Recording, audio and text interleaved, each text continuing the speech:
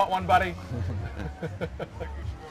First thing you do is you bring a lot of water, and you want to be hydrated already the day before. So you make sure you drink it the day before, then in the morning, then you bring your pack with water. And the most important thing I think during the race is you start drinking right from the start. You don't wait until you're thirsty, because then you're too late. Yeah. And so if you keep drinking, you actually you stay ahead of the game. And what I do in long, big, hot races, I actually drench myself with water. I put on a long arm lycra and I just splash myself every like 10 minutes, which just keeps you wet. And when you're wet and there's just a slight little bit of wind, you actually stay cool. Like you jump off your board, or you just splash yourself? No, you just splash. So you keep pedaling and you lose a little bit of your momentum, but it's like a half a stroke. If you just bend down, splash quick, and keep going. It's easier when you're in the train, and it's easier when you do it downwind. Don't do it when you're in the back of the pack of your train. But if you're in the front, you can easily do this. And the other ones just they have to stop for half a split second to adjust to your speed. But it helps you a lot. When I did one of my longest races in Missouri, it was like 40 degrees, like over 100 Fahrenheit, and that's what I did for like 50 hours. Splash myself every 10 minutes. Yeah. And you actually I stayed fine. It was fine. All right. Well, I'll be interested to see if a few of the paddlers take that strategy. I'll speak with Gavin Holland from New Zealand, one of the over 50s here, and he said he's just going to jump in every 20 minutes. He went training yesterday, and it was, I think his words were, it's bloody hot. Yeah, might be more of an expletive in there. It is hot here. It is very hot, and it's humid, so it's not like just a warm day. Draining heat. It's draining heat, and you're sweating when you wake up, you're sweating when you go to sleep, so during the day in the sun it's a lot worse. Yeah. We're just going to take a bit of a look at footage that just came in. There was a big open race with about 200 paddlers called the Lagoon Race, 8 kilometers from up near the airport, right back here to the event site. And it was great to see so many of those weekend warriors that were kind of battling for the bragging rights and the glory. And I think there was a couple of plane tickets on offer here as well, so there was a few dark horses out there. But no, great to see so many of the amateurs really supporting the sport here in Tahiti. And as you said, it's been an outrigger nation, but now we're seeing all these kind of outrigger warriors crossing over. Yeah, it's big here. Stand-up is still growing, but it is big in this country, or in this nation we can call it, because it's part of France. But yeah, they pedal every day, and a lot of outrigger paddlers, they cross over and they keep doing both. Yeah. Which is it's good, because you don't want to just stop pedaling your national sport. Yeah, yeah. But they do both, and they just want to compete and they want to pedal, so they try to do as much as possible. Yeah. And yeah, you have the Ironman here, which is a big, it's a big league also within. Parce que c'est le premier événement de ce nouveau circuit. Where they go from island to island and très pedal, bon, and il fait mostly même do all sports. très chaud, ça va être assez difficile et tout va se passer à la force des bras quand même. On va essayer de voir la carte donc, de cette compétition, 24 km, et on va s'intéresser justement aux 24 km de course, la Elite Race,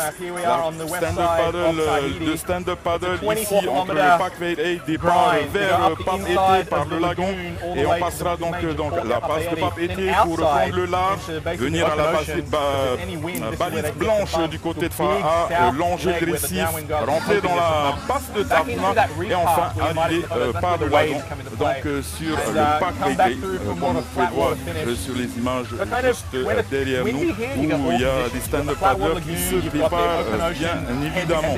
La carte météo maintenant, je vais demander la carte météo à la réalisation, chose vraiment très importante pour le stand-up paddle. On peut voir une boule de 1 mètre qui nous vient de sud-ouest, si je n'abuse, avec un vent de nord-nord-est plutôt. What do you think? It's going to be a fast sprint from the beach. It's going to be a beach start this year. A fast sprint from the beach, and then they come around the corner, and I expect a train until the reef. But after they come around the reef, it's you get the little bumps, and some of the races they're expert in bump riding, like Lincoln and and Titouan and Connor, they accelerate in those conditions. So I expect there the race will fall apart a little bit. I mean the front group will fall apart a little bit, which I think is going to be more interesting for this race. Yeah, absolutely. And can you give us a few bold predictions as we get down to the 10-minute countdown? Yeah, I'm probably a little biased, but I expect a few people to do really well. First of all, George. Bart is the starboard team manager, so he's kind of got to play favourites with the men and women there. I'm going to go all over the place. First of all, George always does well in these kind of races, especially when it's different conditions. And almost any international race, he's top 10. Yeah. And he's a beast. It's his home race, so he's going to do even better, I think, than normally. So I expect him to do well as his brother. And another Tahitian which I expect to do well is Steve. Steve is is an endurance pedaler. He has done well in the 11th city, which is almost like it's half the distance what you do here. Yeah. So I expect him to do well, and it's not too bumpy. So it's a good grind for him. Then our international riders, we've seen Michael Booth doing really well in Australia the last race. And it's not too bumpy, so he loves the grind. He does well in heat too. And I mean, last race he didn't even have water. I heard 12 hours. Yes. He did the whole race without water and took it out. And I asked him this morning, did he? Better half, sitting with us here in the booth, and yeah, Boothie's a bit of a machine. I know he's going hard this year, and I mean, you can throw a blanket over the top 10. I remember in the old days, but it used to be. It was like in the Danny Ching era, there was basically 2 or 3 guys that could win a race. And every time it's going to be like Danny, Jamie, Travis, or Connor. Yeah. And it was kind of, I mean, it was exciting. That was when the sport was young, but it's even more exciting now because there's probably a dozen guys that could realistically win this race. Yeah, you could see beginning of last year, or even just before that race, it totally changed. Everybody took it more seriously. People started training harder, and you suddenly had like 10, 15 people who all could win. And there's still a few people who are very consistent in winning and in doing very well on average. That's how they come on top. But yeah, like Lincoln Deuce too, for me he's another favorite who does really well, and especially the end of last year he started accelerating and doing really well on the bell of the pedal. He's used to those kind of conditions. He just told me he's training a lot in harder conditions, grind conditions, which he didn't used to. Yeah, he's taking it seriously this year, Lincoln. He's taking it seriously and giving it. He's taking it professional. That's what he does now. He's just pedaling. Absolutely. No, the Paddle League World Tour. We're going to hit a lot of the major stops around the world. It's the first of the big high-level World Tour events. And if you followed the news through the week, we announced the regionals. 41 classic grassroots events around the world that we're going to try and support best we can and help elevate and really reconnect with and bring them into this bigger storyline that we're trying to create with the Paddle League as some sort of foundation that we can give back to the sport that's given us a lot over the years.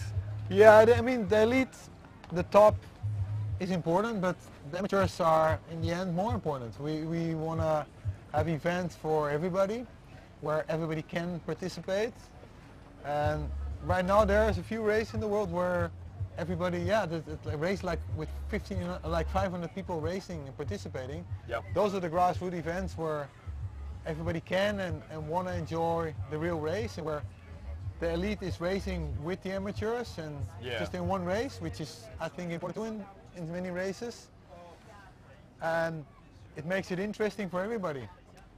And unfortunately with this sport, the top is with the amateurs. You can talk to any top racer, and it's not like in Formula One where you cannot talk to them. And the sport is so open and it's accessible. very open. That's what makes it so great. Yes. And you really get that amazing community spirit, because people can come up to Connor Baxter or Olivia Piana and like say hello, and Connor was like standing on the beach earlier just chatting to one of the Groms, just like the kid was stoked. Yeah. I mean, it's like going up to meet Michael Jordan or somebody, and they just hang around and chat with you. It's really cool to see. Yeah. As we see our French commentary team Mathieu and Davison. Again, if you want to watch à la français, then head over to the Total Sup page. But we're going to be bringing it to you in English, or Australian English and Dutch English, as best we can. We're just 7 minutes away from the start line as we take a quick look at last year's race. Johan Kronstedt, we mentioned earlier. There's the brothers on screen. Johan and George got 1-2. And there's a bit of a rivalry on the island between the Kronstedt brothers and some of the younger generation canoe paddlers like Stevie and Rete. So I know the brothers were really, they were fired up when they got 1-2. That meant a lot to them. Yes, there's a rivalry because not everybody is always agreeing here if you should go over to the stand-up paddle part and only stand-up paddle. Some people still want you to stay to your grassroots outrigger canoes. Yeah, and then within outrigger, there's basically, you grouped into teams. Between like the big 6-man outrigger canoes clubs are sponsored by the big companies here, Shell, Vaha, EDT, OPT. And if you're on a different team, you basically, it's like, you know, in any major sport, you're big rivals. Yeah, and those people here, like George Kronstedt and Steve and Rete, they take it very, very seriously. They actually work for companies which give them off a couple hours a day to train. Yeah, it's a career path for them. Yes, it's part of their contract, of their normal work. And which makes them very dangerous in the future as paddlers because they get a lot of opportunity and a lot of time to train. And they train among each other, so they push each other. Yep. As we know, that works for most racers.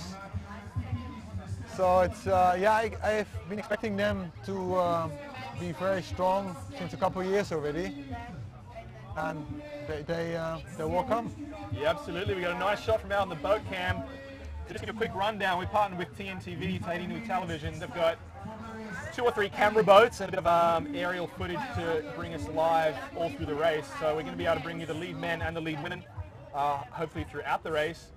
And if you are just joining us, if you haven't been following the build-up to the Air France Paddle Festival, let's do a bit of a form guide. Start with the women.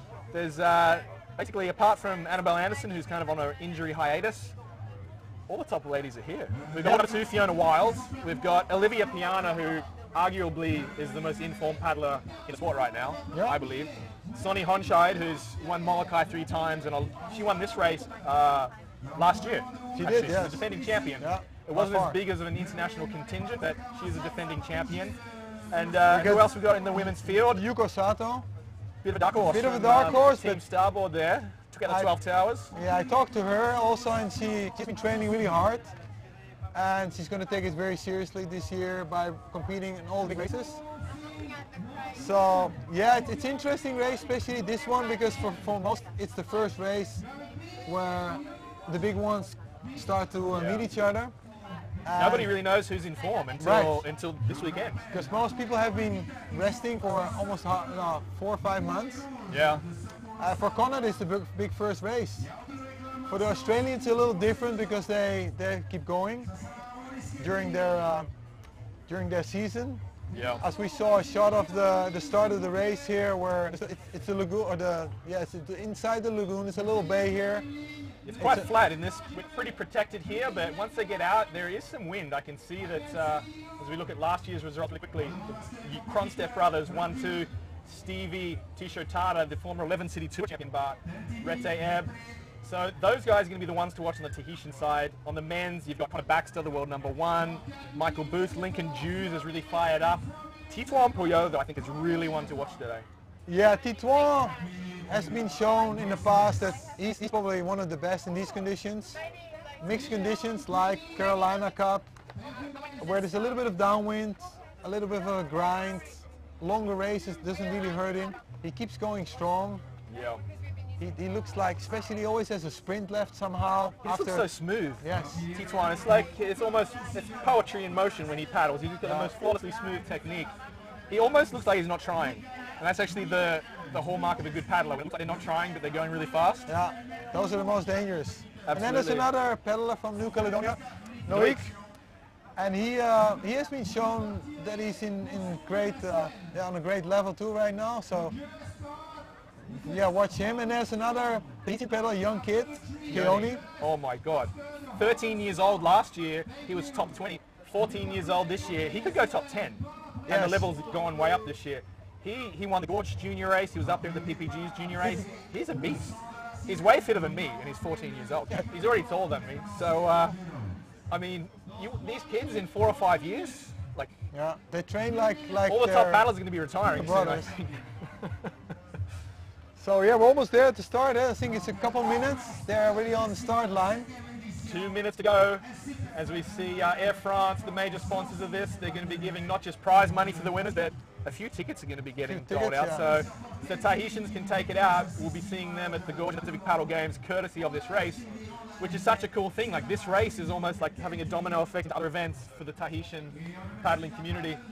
So thanks to Air France for being the major sponsors here of the first of the Paddle League World Tour, and well, I'm excited. I'm nervous, Bart, to see how this, yeah, this me opening too. stanza goes. Especially because it's the first of the season, the first big race. The women, by the way, are going to start a minute after the men. So that's why you don't. Left, yep. Yeah, you see them already lined up, but they're not going to start at the same time. Got their own clean water. And they're not allowed to draft each other. Yeah. So some of the guys are probably a little disappointed about that. As the top ladies come past, they wanted a free ride, but no drafting between genders, and a new rule this year about the boats. No boats within 25 meters of the competitors. Yeah, it's an interesting rule here in Tahiti because that's part of the culture. As we are off here in Tahiti. Oh, a false start, looks like. Bit of a false start there. I couldn't quite pick who jumped the gun, but we weren't prepared either. So somebody was getting a little bit excited. We've still got a minute to the start. That's pretty standard. A little bit of creeping on the start line. It looked like T1 was one of the first out. T2, that was T2, yeah, at the bottom of the screen. He's just doing a nice little warm-up. Which is dangerous. The start's going to be 1, 2, 3 start, which is always dangerous because everyone is going to start at 1. I know a few paddlers who actually told me if it's a 1, 2, 3 start, they do start at 1. Yeah, absolutely. But at least now they know they're warned. And I'm not sure if there's a rule here that actually after 2 false start you're out, which you never want to risk. There was a 25-page rule book that went out to the athletes through the week, I saw that, hopefully they studied it because there's some serious rules and they're going to enforce it because this is apparently a serious race. Because they already had a false start. There's many races who will never do a false start, but I'm glad that the rules are a little more enforced right now. So if you're tuning in anywhere around the world, we want you to leave a comment on Facebook Live and give us your predictions. Who you think's going to win? Is it going to be Connor? Is it going to be Olivia, Sonny, Lincoln, Tituan, Boothie? Are the Tahitians going to do the home nation proud? Leave a comment and make your bold predictions, and we'll give you a shout out on the live stream as we see everybody tuning in around the world. Welcome to the crew from Jersey Island over there in the UK. All the boys are on. They're up late. It's about 11:30 p.m. Yeah. Good to see you tuning in, boys. Yeah, shout out to Holland. I hope somebody in Holland is watching. Larry Kane tuning in from Canada. It's probably a little bit colder where you are, Larry, but good to see you. Here we go. Okay, Alrighty, we're off. In the water. It was a much cleaner start that time. You see the field is being split by this gigantic polo field. That's very strategic and interesting. They've gone left and right there. As we see T2 in the center of screen, got a great start on that NSP with the yellow nose there. Yeah, the people on the left side of the polo field actually have the shorter distance to the next buoy. It's going to be a right turn for them. And so you will see the bigger group joining the smaller group. We don't know yet who is in first. We don't have any close-ups yet. Yeah, I saw T2 a great start. He has some clean water, but it looked like Enzo Bennett on the yellow board just went off like a rocket. He's a well-known sprint racer here in Tahiti. Bit of a dark horse for the top 5, but getting some beautiful drone footage. It's great to see the live drone shot thanks to TNTV as we see the crew heading out. The elite men are heading out to those villas. I think I saw Steve. As the elite women are about to jump in the water behind them. And there the women There goes the women.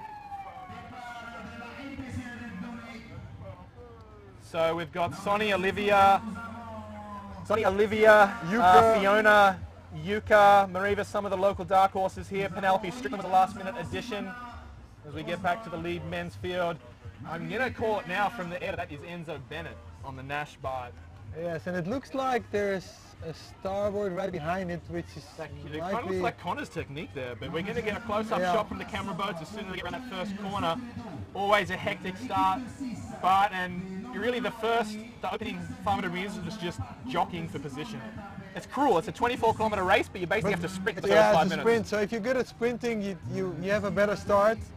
And it looks like Connor is right behind Enzo Bennett. And it looks like he's working hard to get there. Yeah, he's actually breaking away from Connor Baxter, the world number one. I don't know if Enzo knows it's a 24-kilometer race, but slow down, buddy. Let the other boys do some work there. But he's got himself a great position. Well, there's always some pride also to get the first buoy, get the first camera on you. A little bit of just a boat wash. It looks like he's slowing down a little bit now. I can see Lincoln Jews coming on. So there's definitely some boat wash. Yes. So the boys are kind of, it's a bit of a washing machine out there, and I can see everybody's trying to scratch onto it. There's no, you can't sit behind a boat in this race. Obviously, that's an automatic fine penalty. But if there's a distant wash like that, yeah, you cannot help it sometimes. You got to milk it. I mean, unless you stop paddling, what do you do? There's jet skis, there's boats from the race directing, and sometimes they don't know sometimes how much they help the first couple racers at the first buoy. So yeah, we're getting out the first buoy. Enzo in first. Let's see who's second. Alrighty, so Enzo, it looks like we're still going to call us Enzo. He's got Lincoln Jews and young Nuik Garriou right on his tail, so great start from Nuik on the Sonova there. I know the crew from Sonova over in Thailand will be cheering madly for their boy, and the Deep crew and the Quick Play family supporting Lincoln, but it looks like Marcus Hansen and Tituan on those very noticeable NSPs with that fluoro green nose. They're up there in the top 5. Connor Baxter is down there. I'm going to count him in 7th place, but very safely in that top group. Just starting to settle down a little bit now. Yeah, I can see that the pace slowed down and Enzo is not sprinting anymore. Yeah, maybe he looked around and saw how far ahead it is to the next buoy.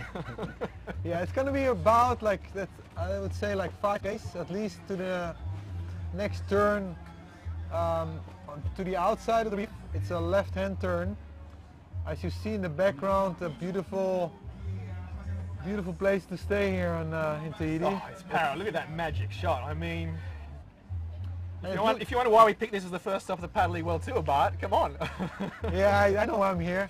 And you can see probably on the right side there, it looks like Steve on the Mistral. Might even be, it's either Stevie or George right there on the right, but it looks like T2 is just milking some punch right now. But already, yes. And he has just made a bit of a break on the field. As you see those boats with the yellow flags, they're the official boats. They're the only ones that can go close to competitors. Yeah, look, he's trying to break away. Wow, it's amazing. He's looking over his shoulder, seeing if anyone's going to match him. But again, when you're in this lagoon, there's so many boats out here that nobody's right in front of them. They're not getting a free ride, but there's like a distant wash from a kilometer away can get you that little bump. And if you're someone like Connor or T2, you can milk that really easily. Yeah, you can totally use that. And so that is T2, that's the unmistakable stroke of T2. He's got young Nuik Garriou. Ah, it's Nuik, yes. That's New Caledonia 1-2 right there. Yes, and they know each other. So he knows if he can stay with him or not. And Nuik too, he's for me, he's one who can do really well. Yeah, it's Delgado, the super younger, the Peruvian Prince. Good to see you tuning in, buddy. Itzel asked, where's Boothie? And that's a good question. I didn't see Boothie anywhere in that top pack. I think I saw him 2 places behind Connor. Okay, so just on the bubble of the top 10 at the moment. He's still within the group. But T2 just doing a great, look at that technique. That is silky smooth. Thanks to TNTV for bringing in this great footage as T2 and Nuik lead out. Enzo, he's just realized it's a 24K race. He's going, I'm getting on the back of this train, guys. I think that is George Cronstedt doing his signature move of just going solo on the right of screen there. George, I remember he famously did that at the Gorge Paddle Challenge a few years ago until he realized he was out in the middle of the current going against a 5-knot current. Didn't quite pan out, but George loves to he's his own man. He loves to race on his own clean water and just muscle out a victory. But yeah, in water like this, it works. If there's enough chop, actually sometimes I like it better to be by myself. If it's totally flat, it's better to be in a train and to save some energy for later. Yeah, absolutely.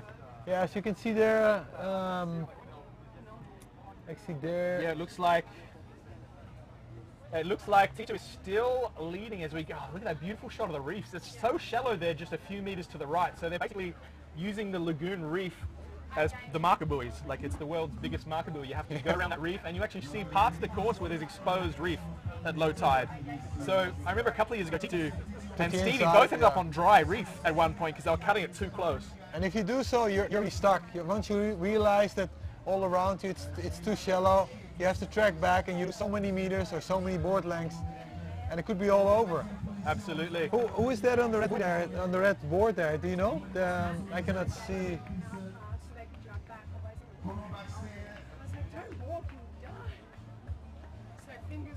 Yeah, I think Michael Bulls is there. It's That's Enzo, actually. My apologies, correction. Enzo's on the 45 Pro team now. He did switch from Nash last year, so he's just jumped over to the local brand, Tahitian brand 425 Pro. So that was actually on the Nash. I believe that was at Hapawa Mai, the local young gun. We've been training with him through the week. If you saw that photo shoot, Hapa was the guy on the Nash that took that bomb set. If you follow the Paddle League on Instagram, you'll know what I'm talking about. So that was Hapawa that got that super fast start. And Enzo is coming up now on the 425 Pro in the 3rd place. So at the moment, 425, the local team, up there in the virtual podium. Yeah, you see Marcus, he's a little bit further back, but he's there. Also team rider of Tituan. And they're in the orange shorts. I don't see who it is, but it's still Tituan leading. A week behind, right behind him. So yeah, there we go, T2, a great shot of Papet in the background, the rolling green hills. Everything here is so lush. The water's so blue, the mountains are so green, I love it. As we see T2 on that NSP board, he's got the quick blade paddle proudly in hand, being trailed by Nui Gariu on the Sonova. We got Enzo Bennett on the 425 Pro board, and then we got a few of the starboard crew kind of ganging up on Lincoln Jews on the deep board at the moment. Looks like I'm always surprised that Tituan, he doesn't mind to sit in front for a while, just grind it out. He'll do some work, T2. Yeah. He's a hard worker. Yes, he is. As we see a great split screen shot here of the live drone and our lead boat crew. Just a reminder, we do have another boat on the lead women. So as the race pace starts to settle down on the lead men, we'll be switching back and checking in with that battle there with the ladies, because really for the first time this is going to be an intense international battle in the women's. We've had a lot of famous past champions here, Annabelle Anderson 3 years ago, Olivia Piana last year, Sonny Honscheid, but they were generally the only international women and are battling the locals. This year there's a good half a dozen of the world's best ladies on the line, and whoever gets that prize money and the 100 Paddle League points and the tickets is going to earn it. Yeah, Annabelle throws a curveball just lately with posting this. How is that? RT Tinui airplane on the background games. And all the women was like, oh, is she coming or not? And yeah, so it was funny to see that, but she's not racing today apparently. But Penelope is there. That was classic. I saw it on Instagram, and about 5 minutes later I had 10 messages in my inbox going, is Annabelle racing? Is she registered? Why? Because we posted that story a couple of weeks ago that Annabelle's taking a good 3 months off through injury. And then she starts posting, oh yeah, I'm going to Tahiti tomorrow. She had a picture of like a board at the airport. It turns out she's actually going through to LA to just to rest and recover and just take some time off. So she did come to Tahiti for about 3 hours, but just enough time to send some ships through the rest of the field. Yeah, it was great to see. But yeah, Olivia is here. She switched teams. She was on starboard, now she's on 425. Has been training a lot here because George Kronstedt is on the same team. And yeah, Tahiti is a great playing ground and a great training ground for her. So she must have been training here hard, and she knows the course probably very well. Yeah. And she looked very fit. I just saw her this morning, and she looked like she's been seriously training. Like I said, some people take it really serious this year, and she's one of them. Absolutely. As we get into the great shout-outs around the world, thanks to everybody tuning in. Sup Vienna is on the live stream. We got Nokomis Sup from frozen Minneapolis, Minnesota, dreaming of Tahiti. Get down here for the next year's Air France Paddle Festival. You definitely won't regret that trip. As we see, speaking of which, the landing strip for all the Air France jumbos, that is Papeete Airport, right behind the paddlers there. A great shot of the runway. The planes literally come in, almost skim the water as you land here in Tahiti. Yeah, you can actually park right there, right next to the airport. Oh, the Air France plane. We need an Air France plane. That's where we're going to do the live stream from next year, just on the edge of the runway. What a great shot there. So again, big shout out to the Air France crew. We had Alex, the director from Air France Tahiti here. And yeah, he was just stoked to see all the internationals come and support this event, because it's the 5th year of the event. But it's probably the first, it's a great event. There's 300 paddlers on the water every year, but probably the first year it's been a really major international event. Yes, and Jerome told me also that many of the local races looked at the weather forecast and thought like, oh, this is going to be a hard grind. Maui style. Maui style, I see the same thing there. If it's not a downwind, people's like, oh, sorry. Yeah, Jerome, the race organizer, said last night that he just knew about 30 names that hadn't signed up yet because they looked at the weather forecast and it wasn't going to be a cranking downwinder. So full Maui style. It's like you wake up and the Maliko run's not blowing. It's like, I'm not doing all okay. Yeah, actually, see, the best racers are the racers who race always and who train always, especially train always. As we see the position actual, the position right now on the course, they've just passed Papeete Airport. You can see they're just going past the security fence of the airport as Lincoln Jews makes a bit of a move. And no surprises, Michael Booth, he's hammering up the inside there. But yeah, Michael Booth, you never know if he's often doesn't want to wait until all the way to the end and make it a downwind run. David Bainey is online too. Good to see the brown blur tuning in from Team Infinity Bainey. Hassan, good to see you tuning in from Holland, buddy. As we see a great classement provisoire, the provisional rankings in the race. It's Tituan, Noik Gariu, and actually Lincoln Jews has just moved up into second place now. But T2's done all the work so far. But after Hapua Mai, who he incorrectly called as Enzo at the start, but Hapua Mai, the local ultra dark horse on the Nash, just got that lightning start. T2's basically led since the Villas in that first corner. Yeah, some people a good 1.5 kilometers. Try for a little bit, but he wants to lead and he wants to control the race, which is the style I like, because sometimes if you control the race, you can control the pace. And if you control the pace, you can do your own rhythm and make little runners when they're there, and so it's actually nice too. But if you have headwind, actually you have to work a little harder. We're getting some great footage here from the Team TV guys. Thank you very much for bringing us the Air France Paddle Festival in style. Some more shout outs. We got Paddle Surf New Jersey watching. I imagine it's a little chilly over there in New Jersey as well. We got the crew from Victoria, BC. Ginny from Cornwall tuning in. Leave us a shout out and thanks for tuning in around the world. I know it's pretty late. It's almost midnight now over in Europe. Yeah, some of my friends, I know they're going to watch it tomorrow, which is not the way to do it. You have to watch it live to get all the action. But it's still very cool that people all over the world are watching in all those different time zones, because some places it's just in the middle of the night, some places it's really early in the morning. And yeah. All right, Tony Webster, good to see you tuning in, buddy. Get over here next year and you can have a front row seat for the Air France Paddle Festival. As we see a few of the Tahitian warriors there. I can spot Enzo Bennett and it looked like Stevie coming up into the top 10. But right now it's the internationals. It's T2, Lincoln, Michael the Euro Booth. Tour all over again. T2 and Boothie. Connor, they dominated that the past couple of years, but T2's just, he's happily setting the pace. Yeah, he does. And as you see more and more now that they're riding the wash instead of the tail, it's not as much drafting as it used to be. It's a lot of sitting on the side and sitting on the wash. If you sit on the wash, actually, at some boards and some riders, it's actually more efficient. And you can save a lot of energy, as you can see Michael Booth washing his sweaty hands probably, getting some cold water. Yeah, Boothie, he's a very strategic paddler. He's almost like, Boothie's like the mercenary of this sport. He's like a soldier.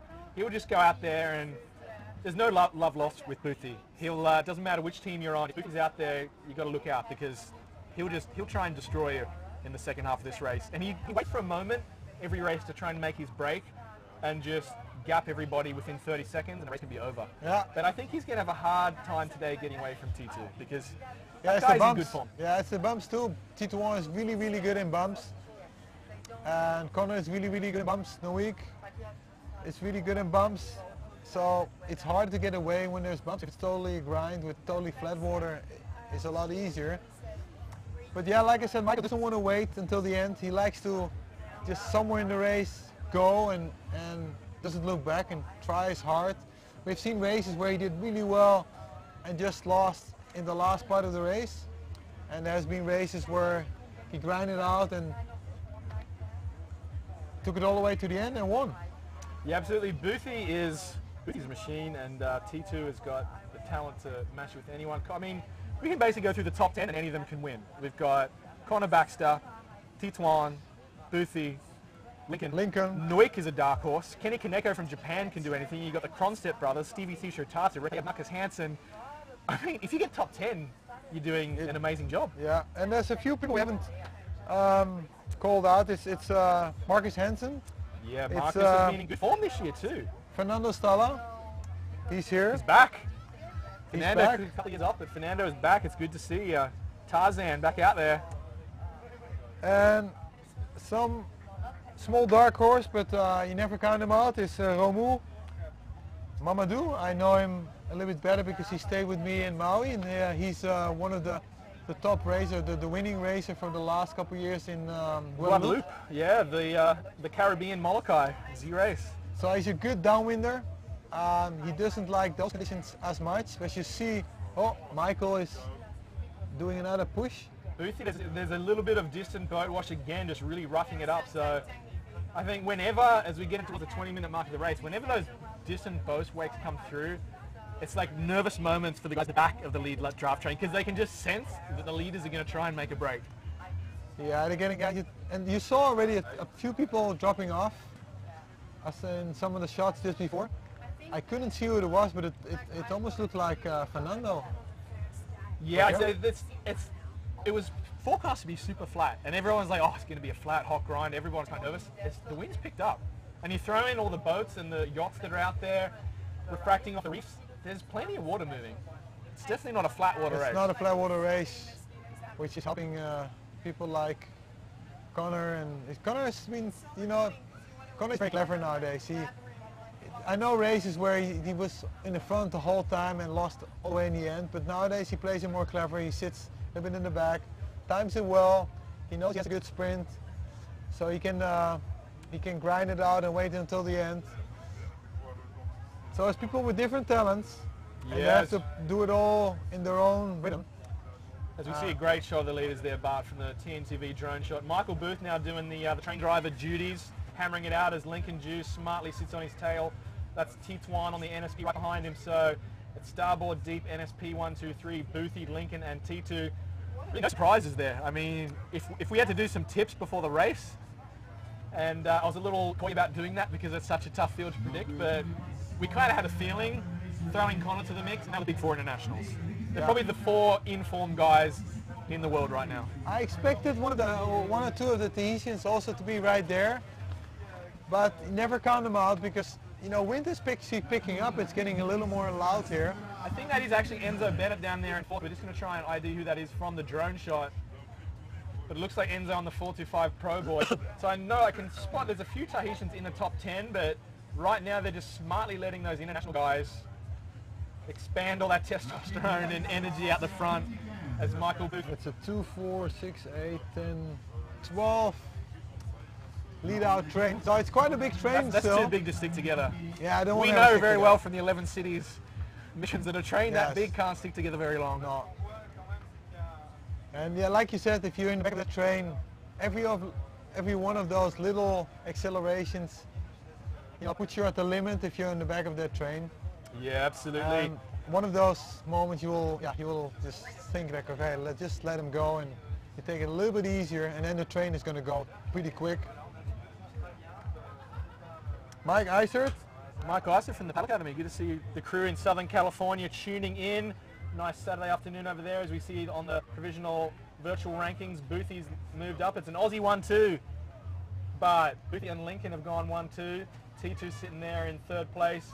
T2 had some great results in the Paddle League preseason over in Australia.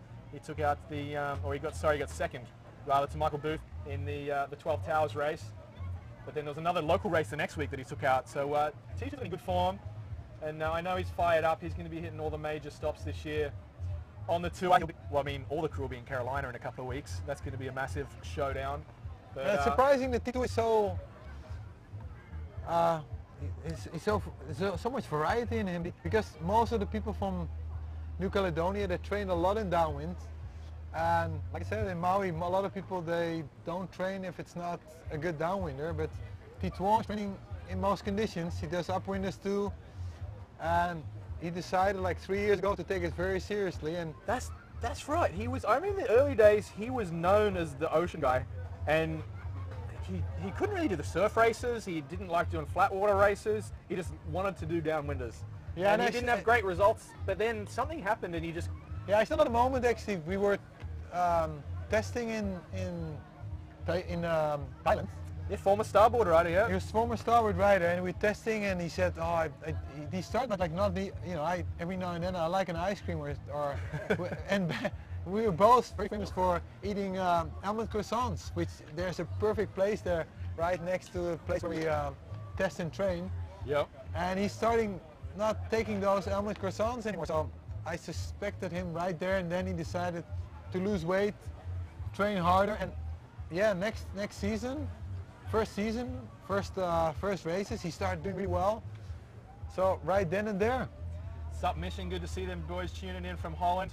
We got the whole world's here. It's good to see from some of the warmer and colder climates, watching beautiful tropical Tahiti here. The first stop of the Paddle League World Tour bar, the Air France Paddle Festival. As we see, yeah, that looks like Enzo doing a great job for the 425 on that red board there. He's more of a dark horse paddler. He's not probably not one of the big guns on the Tahitian scene. No, but he's more known for the surf, the beach races as well, not these longer distance events. So they've been off for quite a while this season, so you never know what they do in the last 4 months, and if they take it seriously. Oh yeah, I mean, they can. Like you said, outrigger paddling, bar paddling is a national sport here. So these guys literally, they're almost paddling before they can walk. It's like it is the national sport. As we see Enzo just making a push. T2 and you're like, who's this guy? Because Enzo, he has been to a few of the California races, but still not as well known on the international circuit as the Boothies and the T2s of the world. So as we get a beautiful shot of that flotilla out there, look at that, following the race, getting some amazing shots. And good to see the boats respecting the new laws here, not getting close to the competitors. Not getting close in 30 meters to the paddlers. Yeah, no, which means that you cannot help them. Support boats cannot support anymore. You cannot get close enough to the races to give a water pack. So most races now actually have more water than they used to have. Yep. The most races I talked to actually put 2 bags in their water pack. I need some water. As you can see with him, he has 2 packs on his back. He's a hip pack and a backpack. Yeah, that's smart. Probably 2 times 1.5 liters, which is 3.5 liters of water with you. Lorenzo Bennett, also known as Enzo, he's had some great. He's probably the best Tahitian paddler in some of those sprint races in the surf in California. He's an absolute weapon when it's a short technical race. I wouldn't have even really picked him for a top 5 finish here. I would have looked more at the Georges and the Stevies and the Rectes. But if he can hold this pace, which has put him in the virtual lead right now, it's going to be a huge result for Enzo. And you can see already that the top 10 is already sprinting quite a little bit. You can see they have a few little small bumps right there. And already the top 2 or top 4 actually is getting away from the rest of the field. Yeah, actually, there's a bit of breeze out there. You can really see it. They're still in that headwind phase right now, but it's kind of almost whipping up from all directions. And it looks like a big boat is somewhere in the distance, because they're about to go over some big swells right now. You'll see him heading into that. That's unfortunately for them not going to give him any assistance. They're going straight over at a 45-degree angle, but that's going to mix up the draft trains in that second pack a little bit, Bart. Yeah, and it looks like the top 10 and below, they're playing it clever, because they have some of the bumps of all the following boats, and that can make it a lot easier to keep going, and you have to work a little bit harder if you catch those bumps. Yeah, it looks like the top 4 is getting away.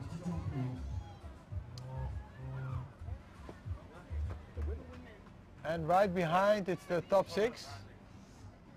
Also in a small group. There's no word from the women yet. Yeah, we just got the word from our partners in TNTV that the boat's gone out of range for the women for now. There's a little technical issue there, so we're going to try and get the lead women as soon as we can. We're not deliberately ignoring them for sure. We're just trying to wait for that transmission to send through clean. But right now we're going to stick with the lead men. Get a great drone shot right there. The lead pack is really separated. The last couple of minutes, that's T2, Boothie, Lincoln, and Enzo. Where's Connor? Connor's getting dropped. Yeah, a couple of bumps and they were away. But yeah, the race is not over. It's especially a race like this.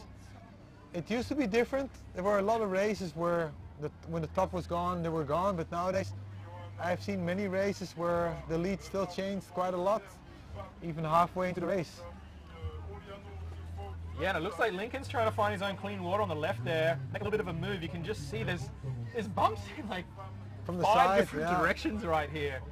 It's like a really mini washing machine. Oh, As there we we get the get- women's feed up, This is Sonny, I great think. view. That's Sonny, and I can't see anybody right behind her, Bart. So Sonny looks like she's taken out a bit of a hammer lead in the opening 3 or 4 kilometers. Yeah, it's going to be Sonny's interesting going to through see. the north end of the, and we let's see. pan around. Where are the next ladies? They're not too far behind, but it looks There's like Olivia, Yuka, and I can see Fiona in the mix, but Sonny's got a good lead of about 50 meters there. which is quite early to go away that hard, that quick.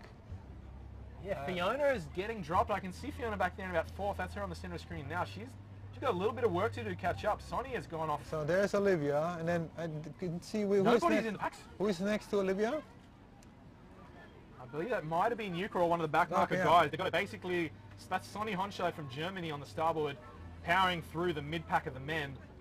Sonny finished top 20 in this race, line honours wise last year, and a bit of a more intense level of competition than men. So, but they'll still probably finish top 25, the top women. So number 18 on the bib, on the jersey, Sonny Honscheid from Germany, spends most of her time in your part of the world, Bart, between Maui and the Canary Islands. So she's used to these hot conditions. Yeah, she loves Maui. She loves downwinders. She's coming back for the M2O, Maui to Oahu, which is her big dream to win that again. She didn't do that last year. She's poised to do it this year. She has a couple of boards lined up. Can you give us a little secret insight on what those boards might be, Mr. Team Manager? Give us a scoop. Yeah, Live on the Paddle League. I can tell you one is a downwind 18-footer from starboard. And so yeah, it's going to be interesting to see what board she's going to use. But that's Can you tell us any more? 18-foot starboard. Is it a dugout? Is it a flat deck? What kind of... Well, you know that we won't pry. We're going to wait until Molokai. It's going to be a big clash. I know a lot of the teams are designing new boards. I spoke to the team from NSP and they just said it's an unlimited. That's all they tell me. Yeah, and, I know Sonova's sending a couple of new boards. It's really exciting. One, a lot of brands have put an emphasis onto the unlimiteds just the last couple of seasons. And it's kind of like, it's almost like the concept cars in the automobile world. It's really great to see them pushing the limits. Yeah, and they spend a lot of time and money and effort developing those boards, although it's not internationally, it's a very, very small market. So it's like Formula One, they put a lot of time and effort in there just to be the first there on that race, that particular race. As we see Sonny going past some of the men here, she's powering away. Sonny's definitely in a solid lead. But yeah, Sonny will be over there in Molokai, and that's going to be a massive showdown as always, going for her 4th title. She's a machine, Sonny. She's won a lot in Europe. She's won the Euro Tour a couple of times. She won this race last year. She's got a bit more stiffer competition this season and in here in Tahiti, but right now she's making it look pretty easy. Yeah, with her too, we didn't know how she trained this winter. And she trains a lot by herself. And that too, it's mentally, it's hard if you train by yourself. Like Michael Booth too, he's training a lot by himself, and then you have to see the first race. How did I do this summer? Or how do it for Australia summer? For us winter? How hard did I train? How do I compare to the rest? Yeah, as you see, a great drone shot from Tahiti Nui Television. Thanks TNTV for bringing us the 2018 Air France Paddle Festival live from above and at the water level.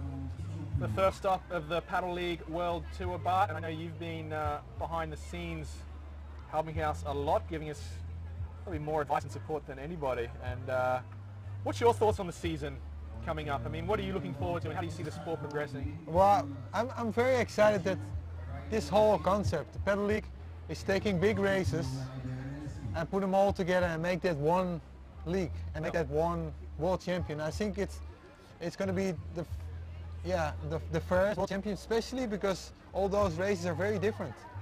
There's a downwind race, there's a flat water, there's a beach race. It's so all over the place that the one who wins the league is actually going to be the true world champion. Yeah, and that's something we talked about really early on when we were planning this almost 12 months ago now. We wanted this to be a unique story throughout the year. We wanted every stop to be a unique chapter in this book that we're writing with the Paddle League. And I think, I mean, you come here in Tahiti, you got this amazing paddling culture and all these varied conditions and the heat to deal with. There's nothing like this race. You go to somewhere like Europe and you can get the surf races in Hossegor. You go to the gorge and you got this inland downwinder. I mean, you got the flat water races, you got the downwinders, the beach races, the short distance, the long distance. You've got to be really good to win the Paddle League title this year. Yeah, yeah, and the 11th city is going to be a special race where you don't get the full points. And I understand that not all races want to do that race, but that makes it even way more diverse. Yeah, the Paddle League, so the World Tour has got 9 major stops, and the 11 City Tour and Olokai, part of that, you know, the top level World Tour, there's a slightly less points on offer just because it's not as an easy race for the elites to get to, but the 11 cities, a race close to your heart and mine as well. We've got some fun times over there in Holland, and that's going to be I'm losing track now, the 8th or 9th stop of the Paddle League World Tour over there in September. So we'll be heading back to Holland for... just before the final. Yeah, so pretty much the toughest race in the world, the 11 City Tour. And when we talk about unique chapters in the Paddle League book, nothing gets close to the 11 Cities Tour. That race is insane. Yeah, and it's going to Why be do it, Bart? Why do you do it? It's funny, during the race, there's often you ask this question, why do you do it? I ask myself every year, that first day. And the first thing you finish, you're like, I'm going to do this again. That's true. You get to the finish line, you get that amazing euphoric feeling. Then you get back the next year and you're like, no, I knew, like, why? Yeah, there's a few things to it that, you know, it's the camaraderie. You're doing it all together. And you sleep and live together for a whole week. You race together. It's a lot of different conditions. It's sometimes cold and... I think one of the unique parts about this race, we see Michael Booth hammering. We got Michael Booth and Lincoln Juice on the screen. Lincoln, I know Lincoln's been more fired up this season than ever. He was really focused, and he was one of the guys that was on board really early with the Paddle League concept. He's going to hit every single major race except for the 11 cities and Olokai, but all of the major 100-point races and a lot of the regionals. Lincoln really wants to win that title, and he's taking his paddling more seriously than I've ever seen. He's always had that natural talent, as we see Marcus Hansen doing a great job for Team NZ. But yeah, Lincoln's kind of always had a talent, but I don't think he's ever believed in himself. No. And I think last year when he got that sprint finish with Connor Baxter at the PPGs, the biggest showdown of the year, and he was basically neck and neck with the world #1 all the way to the line on that major stage, that's when he realized, wow, I am one of the best in the world. And now he's really believing in himself, and he's going to give it a real crack for the world title this year. Yeah, we both talked to him just before the race, and he actually just said that he really believes in himself. He's mentally a lot stronger. And what helps too, if you train in hard grinding conditions, that's what he said, it gets you mentally strong too. He starts to believe in himself that he can actually win those races. Well, he didn't have that before, but yeah, there Michael goes. He's trying to take off. Yeah, Lincoln's really going to have to believe himself now, because Boothie's done what he always tries to do and break the field. T2 and Lincoln side by side are going to try and not let him out of within, you know, shouting distance. They're only about 5 board lengths behind. A great shot from the TNTV lead boat there here in Tahiti. But yeah, we've got a great shot. That's Marcus Hansen. Yes, Marcus Hansen. And he came up from the back group. He basically, he did the leap. He did the leap, and that's not an easy move to make. No, and I know Marcus from the 11th City, and there he came out of nothing, and he did really well, so he got my respect right away. But that's what he does best. He's a good grinder. He can just pedal for a long time.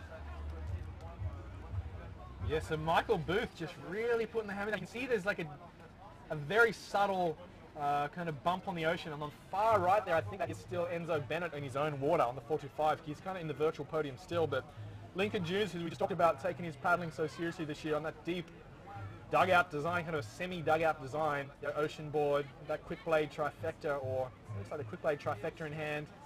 His quick blade teammate right on his tail. T2 just taking a bit of a breather on that NSP. Yeah, it's a smart move from deep. You know, it's not very well known in the stand-up paddle scene. They had a great downwind race board last year with Penelope, and now they got a great team there. Best right now is, look at that, Marcus Hansen has totally closed that gap. That is an amazing effort to just kind of jump over that chasm between the lead pack, who are going faster. It's like a slinky just expanding, an accordion going out, as we see Yuka Sato, the real dark horse out of Japan. Yuka, we mentioned before the race, definitely one to watch, not just for the podium, but even the win. Yuka she Sato, trained hard, number 30. And she's one of the nicest person out there. She's so friendly. The happiest paddler I've ever met. Yeah. Yuka is not... She loves more than anybody not really fluent in English, but the first words you'll hear every time you see her are, I'm so happy at the end of a race. No matter whether she's first or last, she's just the happiest paddler you've ever met, brings a great vibe and energy to the sport. And she was really happy after the 12 Towers race, the Paddle League pre-season event on the Gold Coast, where she took out the win alongside Boothie over there. And so if you see her paddling, she has a really short paddle, huh? I mean, yeah, I think races are going shorter and shorter this year, but some races have pedals almost like the surf races. Yeah. I know some of the women, as we see Fernando Stalla on the rogue board, getting passed by Yuka. There you go. He's going to look over his shoulder and see Japan's #1 woman right there. So yeah, that says a lot about the level of talent in the women's field these days. That, you know, one of the famous names in the sport, Fernando. He hasn't been training as much the last 12 months. He's a dad. He's a dad now. He's got a wife and a kid. So if we see the ranking right here, it's Sonny Hunchside in first, in Yuko Sato, which we see on the live feed there second, and Fiona Wild in third. So no Olivia, who probably would have been my tip for the. I mean, if I had to make a tip, I probably would have gone with Olivia for the win today. Yeah. She's not even top 3 right now, so really hot field in the women's. But we're 37 minutes into the race. 1, 2, 3, but it is. You're celebrating in Thailand tonight if it stays like that. But yeah, great job as we see some dust coming in over the mountains trying to cool down the paddlers, but it's still mighty humid out there. But Olivia is one of the great of the sport too, so if she does well, I'm always really happy for her. Oh, absolutely. And she has been a stalwart teammate, but now she's another. She's a Starboard alumni. But but she's just a nice person, so. She's really enjoying her paddling this year, Olivia Piana. She looks like she's in a really happy place. Yeah. And why wouldn't you? She's been here in Tahiti for a month, so that probably helps. Yes.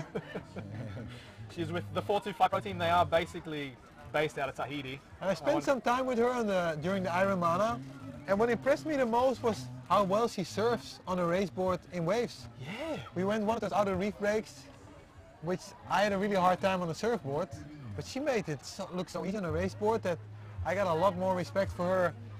Absolutely. Yeah, I think I've seen even paddling on the outrigger back home in France, just like catching some big swells over there. So Olivia is really becoming the all-round water woman, and I know she's been out there on the V1, the Va'a canoes here in Tahiti, as we see the crew from Matea Lifestyle, who are our hosts this week down there. Big shout out to the crew from Matea. Halfway down on the road to Tiopu here in Tahiti. They've got a great front row seat. Yeah, even we have to keep drinking here, so I just took a sip. It must be so much different to be out there, and they must drink all the time because it's really hot. I'm sweating here in the booth, and we've got a nice shady spot. So even the country teams that are out there, Johan Boyd from TNTV and the crew in the lead boats. As you can see right now on the map, we're almost at that point where we go around the reef. Where it gets really interesting. They're going to head around and be in the exposed Pacific Ocean, where couldn't be more in the Pacific Ocean right now. We're smack bang between America and Australasia. Yes, it's a long way from anywhere, so there can be some big swells roll through. Not a lot of waves today, but there can definitely be some open ocean bumps as they go through. You can see that white roar on the left. That's the reef pass. They'll make a left-hand turn around that, and then head kind of sidewind and then downwind for a big stretch in the second half of the race. And they can go anywhere over the reef, but as we said, the reef here is really shallow. So you don't want to make a shortcut and end up on the reef. And so they don't take their chances. They go around the way they should go. And wow. Look at that flotilla. It's great to see really respecting. I know the race director was nervous because that law just came into effect here in Tahiti 5 days ago. Yes. And they really stressed the point that the boats can't get close, which is almost a tradition in Tahiti, to get close to the outriggers. Yeah. And kind of rolled over into SUP, and then there was a bit of tension with international paddlers because that's a definite no-no in the international races. And they're strict here. I mean, the police on land, but also on the water, they're very strict here. Yeah. So you don't want to do anything wrong. So yeah, it's great to see those spectator boats giving the top guys and the top women their own clean water, so that the race is decided on pure strength and skill alone. So you see Boothie, I don't think he's going to get away. I don't know if he's looked over his I think he's still trying to keep that break, but Lincoln is doing an amazing job. You see Lincoln just increase his cadence. And the NSP boys, Tito and Marcus, will just be thanking God that they're with Lincoln there. Oh, look at him. You see, it looks like Enzo he just caught up on his own. Yeah. And I think he did that kind of, that 60-degree angle over. Are we sure that it's Enzo? I believe it is. We're going to try and, that's going to be Enzo. Lorenzo Bennett on the 425. We have to ask the French team here if they know if it's Enzo. That looks like his technique. I know he's on the same team as George Cronstedt. Yeah, that's why I'm not 100% sure. but it does look like, I know George Cronz's got a very signature technique. Yeah, it looks like Enzo is boothy. He's still trying to hold that 4-5 ball. You get a great split screen there. Yeah, but he knows also that as soon as we go around the corner, he gets a little bump from the back. So then I think that's going to split. Everybody's going to split up, and it's going to get even more exciting. It's already more exciting than I expected. I expected a big group going all the way to the outside reef until then, and then split up right after. But yeah, as we see, Boothy's family's actually tuning in from back home in Australia, getting the shout outs. Goose Norman from over there at Capital Sup in Maryland tuning in. Our Paddle League co-founder from Capital Sup, Brian Mayer, is out there on the boat giving us from Instagram live streams and stories, and just basically enjoying paradise from a front row seat. So yeah, keep giving us your shout outs. Rory Cam asks, where's Connor? And that's a bloody good question, Bart. yeah, Connor's back in that second pack, and he's really got some work to do right now. and it's not close, huh? They're far ahead. They really need to make a move now, that chase pack, otherwise. Yeah. Not these guys here, they're still within shouting distance, but if that second chase pack, which is in virtual positions 6 through 12. Then we can see a little bit, okay, there's a few. Still a good 100 meters. Yeah. They got to, only Marcus was able to make that hop over to that pack with Lincoln and T2, and then Enzo kind of veered back in and really smartly got on their tail. And unfortunately we cannot see who is behind there. And there is Olivia Piana on the tail of Fiona Wild. So our provisional rankings in the women is Sonny first, Yuka second. They're both on their own, and then Fiona and Olivia, I guess, are going to try and work together and make up that ground. But Sonny broke early, and Yuka was the only one that could try and stay within shouting distance. So Fiona and Olivia know each other well, former teammates, now on rival teams, but they're good friends, and they'll try. Yeah, they've been working together a lot. They're sometimes they're trying to work together for the win, and maybe there's no love lost there, but when they're in third and fourth, they know they've got to be friends. So yeah, we got confirmation that Enzo actually is in 5th place. So he's the first Tahitian right up there. He's leading Tahitian, as we see Olivia, the teammate of Enzo, on that 45 board. And Fiona just takes a look at her watch, just takes a pause strategically. And it's gives interesting. Olivia the signal, it's your turn to lead, Olivia. And it's interesting to see that Olivia actually took the same kind of board as Fiona did. Yep. It's a flat board on the dugout, because Olivia has been seen a lot on the dugout lately, which she likes a lot, but she took the same kind of style board, which is more of a flat water, like an small all-rounder. chop board, Yeah. all-rounding board. Yeah, it's interesting to see like the dugout revolution. There's a lot of the paddlers will take the dugouts now, some still prefer the flat deck. It's been an interesting few years for design in the sport. And I know you're heavily involved with Starboard, who do more R&D than anybody over there in Thailand. So it's fascinating. Every time I visit one of the HQs of the big race teams, it's really cool to see just how much effort they're putting in for the team riders to get that edge. Yeah, I know we do, and I know a few other teams probably do too, but it's a lot of time and effort, and we let a lot of team riders come to the headquarters in Thailand, and yeah, they do so many prototypes. And speaking of the headquarters in Thailand, Sonova, just look like Manatea Boptupont trying to get a top 10 spot there on Team Sonova. They're one of the newer exciting race teams. They've got James Casey, Kelly Margetts, Nui Gariu, and one of the dark horses here, Manatea Boptupont, who got 5th last year. He's got to work out for him to repeat that effort though, because the top 5 were really gapping the rest of the field, as we see some of the back markers and mid packs coming through, and the lead women coming up towards that mark. I'm going to say roughly is at about the 8 kilometre mark of this 24 kilometre course. In reality, it's probably closer to 22. Yeah, and it's interesting to see that. There's bumps. There's rough water out there. You can milk those bumps. But it didn't look like water for an ace or for a dugout board this year. So the Sonova dugouts, the aces, who else do we have? The 425. The 404's got a few of those dugout 404. The Starboard crew on sprints, is that right? Yeah. The flat water, the pure flat water pool. We paddle in 11 cities. They're doing the same out here in the ocean. They're paddling on a 21.5 wide board, which is for most people... Making me nervous just thinking about it. I'd be bathtub full of water if I was out there. But it's a narrow board. That had changed though, because the boards nowadays, they're much more stable.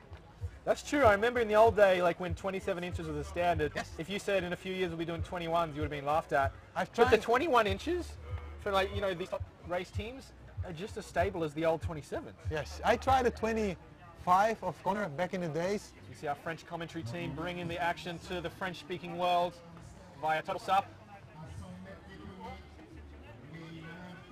And I'm here in the booth right next door with Bart de Zwart, the man himself, the 5-time champion or 4-time champion in the 11 City Tour. 4-time. Only 4? Yeah, only 4 and one second What are you place. doing? Yeah. Make him even 5.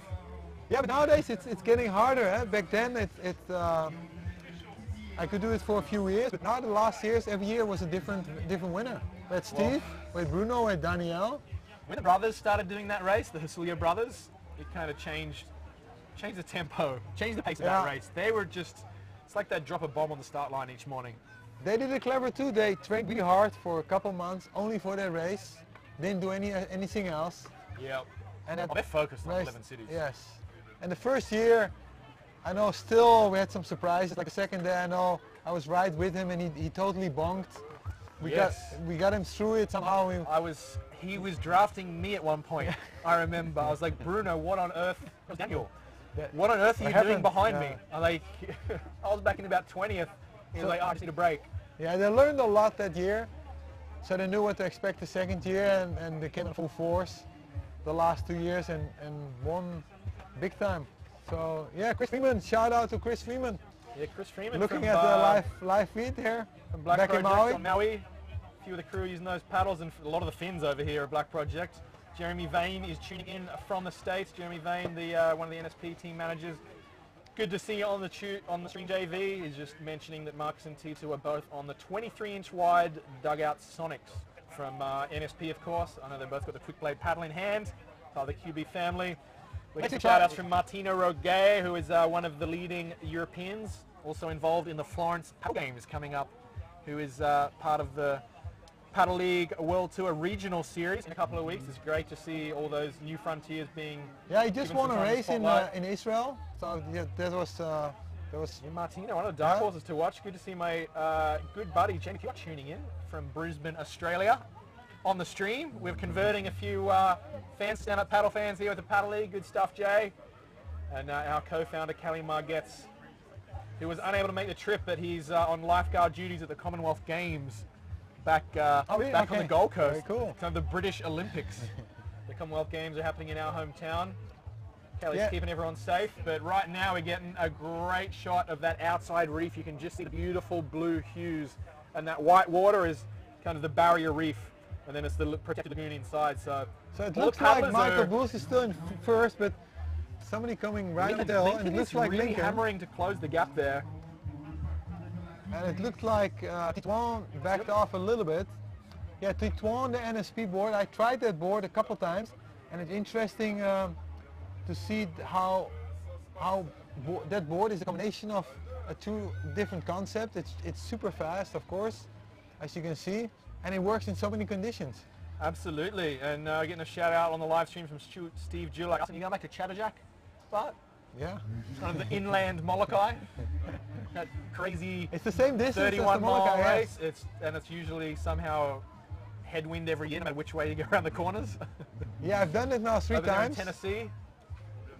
It's a grind too. Absolutely. Larry Kane winning every time that race. So it's interesting to see right now that they're not staying together. And Michael Booth, who hasn't been one of the best in the chop and in the downwind, but lately I think he's been training it a lot, and he's doing really well. And you saw already in the end of the last year that he was training that and pushing that downwind part. And yeah, they've been pushing, but it's great to see. I think that's the most amazing thing about this sport is how many different races we have. Like, it's almost like a luxury problem in this sport, and especially like me that works with the race calendars and now with the Paddle League, kind of trying to put the season together. There's so many amazing races out there, and obviously these majors get a lot of the focus and a lot of the live stream coverage, but there's just so many great local regional events. Like last week, we had 2 weeks ago, we had a brand new race over there in France, the Villefranche Paddle Festival. Yeah, I saw that. The local paddles put together, and they just got epic all-time Mediterranean swell for the race, and suddenly there's a brand new race on the map. And those kind of things, I think, are really driving the grassroots of the sport. I know, speaking on behalf of the Paddle League, that's definitely something we've been focusing on a lot this year. I think there's a general kind of wave of it in the sport right now that it's time to give back and really build that grassroots foundation up. Yeah, it's an important time in the sport to see that not only the big guys in the elite have a lot of races, but also the rest of the races. As we can see right in front of us, the kids race is going to start, a junior race, with a lot of junior paddlers here, which is always super cool to see on the big boards, but they're all young kids.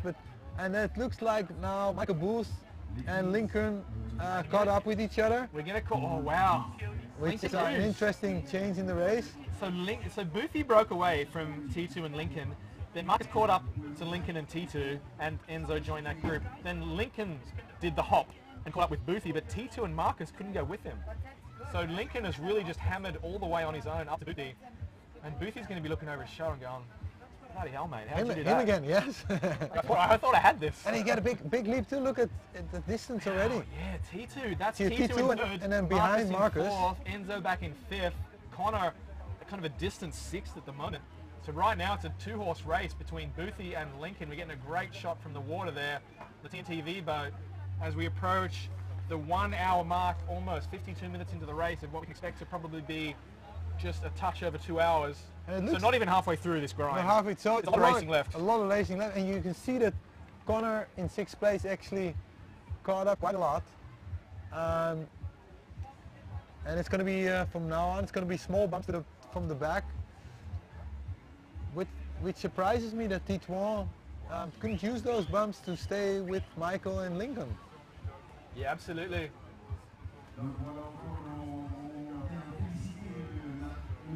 So we're just going to take a quick break in the commentary booth with Bart. You're going to jump out and we're going to get Alex from Air France to jump in with us and have a bit of a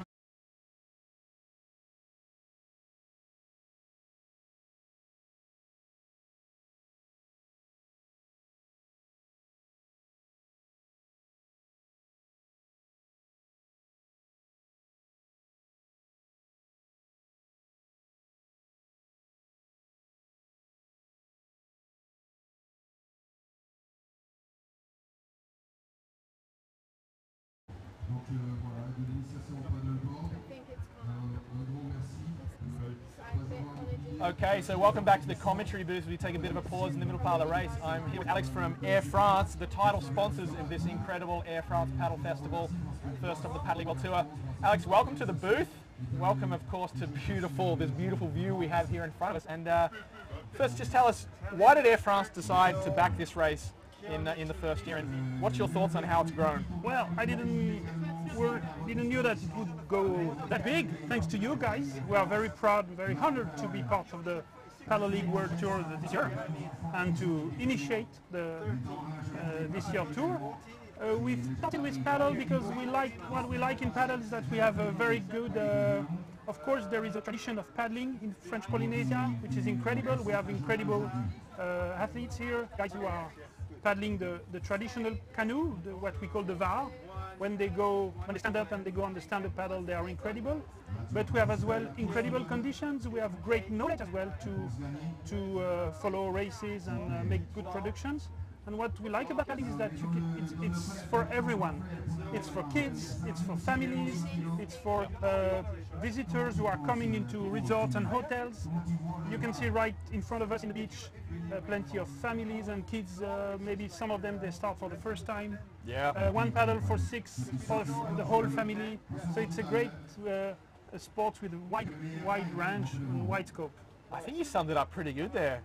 Alex, we're going to quote you on that. That's the beauty of stand-up paddling. We've just got a bit of a transmission issue from the lead boats, so we're just getting a nice shot here of the finish line as we have a chat with Alex from Air France here. But yeah, this race has really grown. I think you touched on it.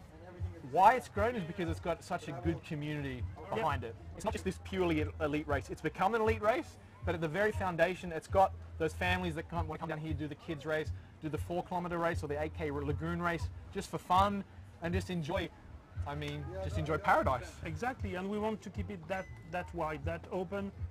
We started this morning with the Lagoon Race, which is really the race for the guys who are paddling every Sunday, maybe. Now we have the Elite Race for the pros, and this afternoon we have Kids Race. We have entertainment for the whole family. You can do it with the team, with your friends. Yep, And, absolutely. That's really an interesting sport on that. It just makes it a fun day at the beach. I think Exactly, that's what we got to do. exactly. Just if it's a fun day at the beach, this sport's going to grow. And you have a great view above the lagoon.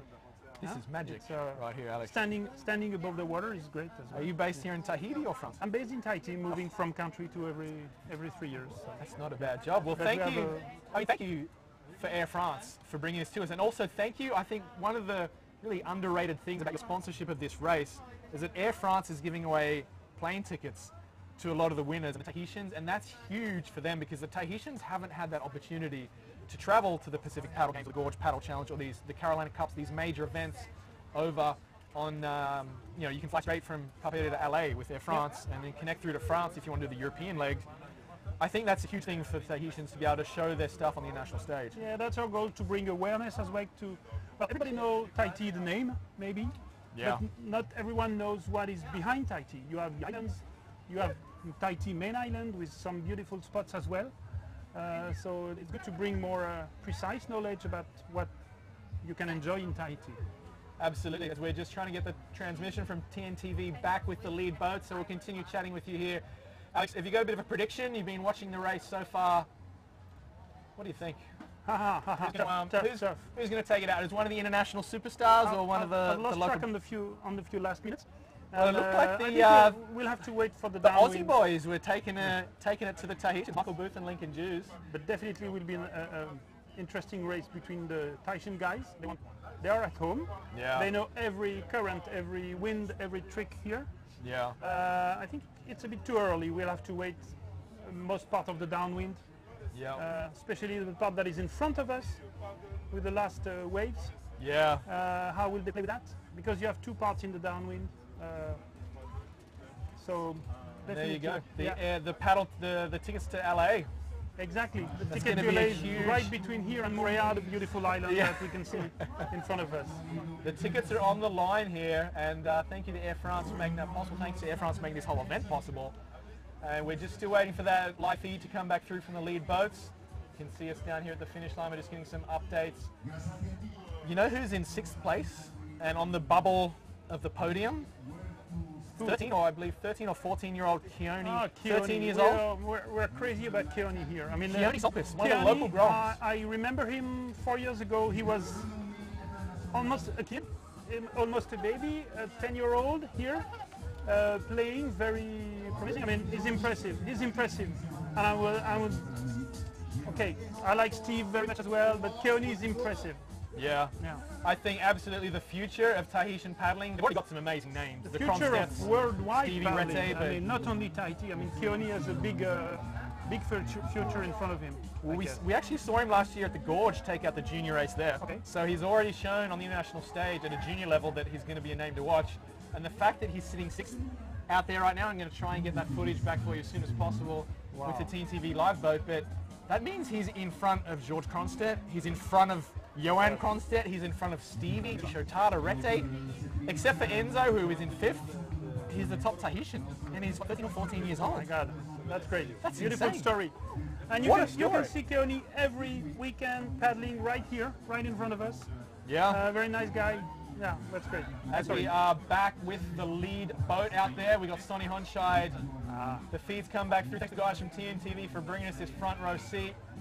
Thank you, and a big merci beaucoup, Maruroa, to Alex. Maruroa to Paddle League as well. As I was saying, it's getting big to have you here. We were a bit impressed at the beginning, saying, wow, we will be part of the World Tour. How are we going to deal with that? But, well, natural. It's going well. We're stoked to be collaborating, and yeah, I think this is a great partnership, and I'm already excited for next year because we're going to try and bring even more of the world to Tahiti and share this amazing paddling destination with the international paddling community. And there is a great knowledge, in fact, about paddling race organization from the local canoe, from everything. You can see the images are great. TNTV is doing a great job. We are quite proud of This is world-class coverage from TNTV. Yeah, This is beautiful. Everything is perfect. The background, the water. Yeah. Well, merci beaucoup. Thank you Merci very beaucoup. much, Alex. Thank you very much. Thank you, Air France. And we'll get Bartjes Woord back in the booth and call the second half of this race. I hope that this World Tour will inaugurate it in a very nice way. Yeah. Absolutely. The first of the paddle league couldn't have asked for a better location. Yeah. Cheers, man. Thank you. Cheers. Maruru.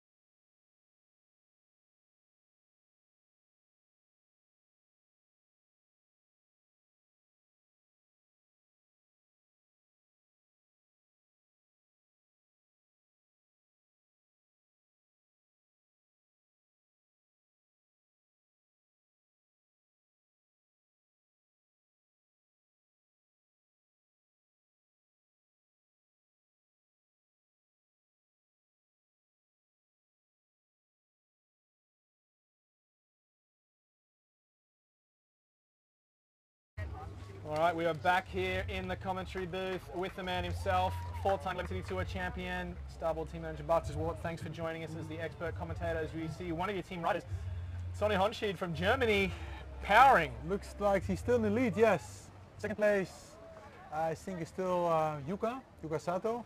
Yep, she's getting close to the reef there. Yeah. That's really, she can kind of almost... Yeah, the funny thing is here with the reef is it's really deep until it's shallow.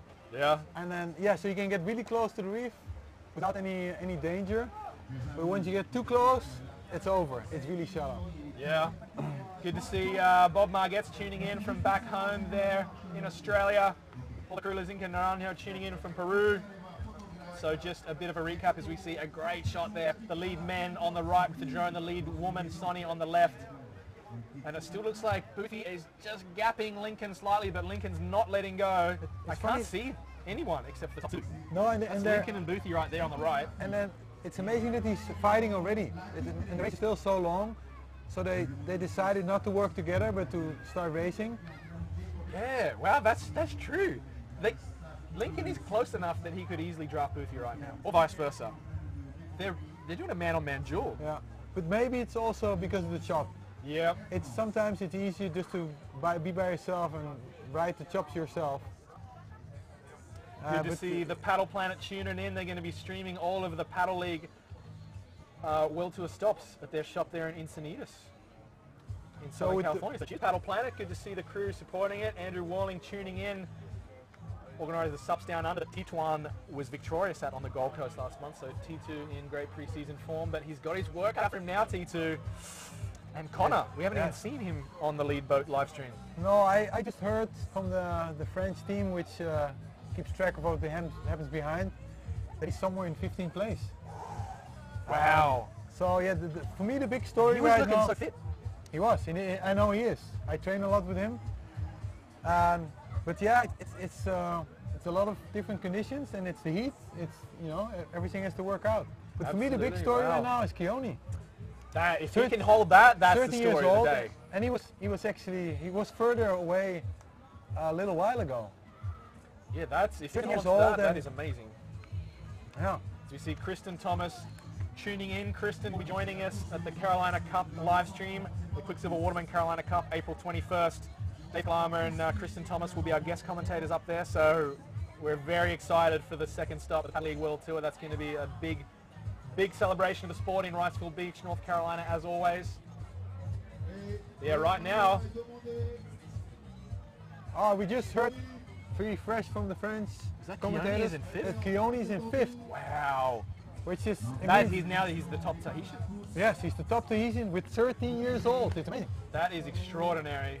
as we can see, a perfect shot from above. So it actually looks like they're not so far apart, but Michael Booth is putting the hammer down. And 1, 2, 3, 4, 5, 6 on screen. Boothie just went off the bottom of the screen. That's Lincoln Jews just near the graphic there.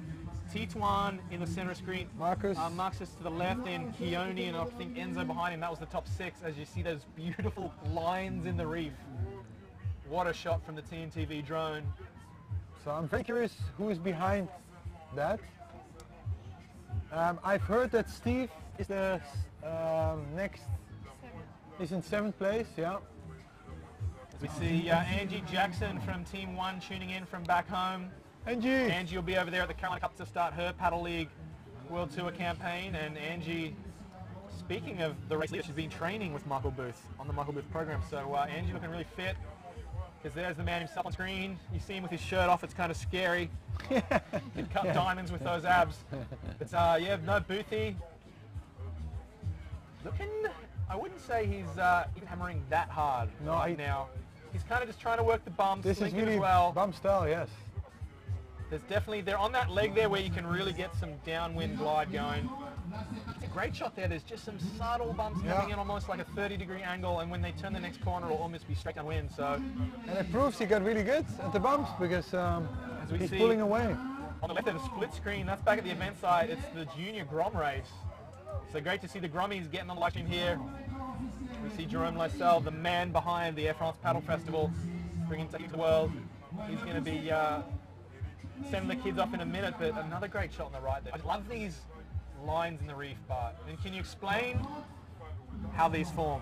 Because I'm not really sure. It's the old river system, or how was it? No, first of all, the reefs form here, you know, it's an old island. Yeah. First there's lava, and then there's a big volcano lava, and then it's just the movement of the waves. So you get these giant cracks, basically. Yes, the waves take out little by little those cracks, and some parts are a little stronger than other parts, just like a mountain.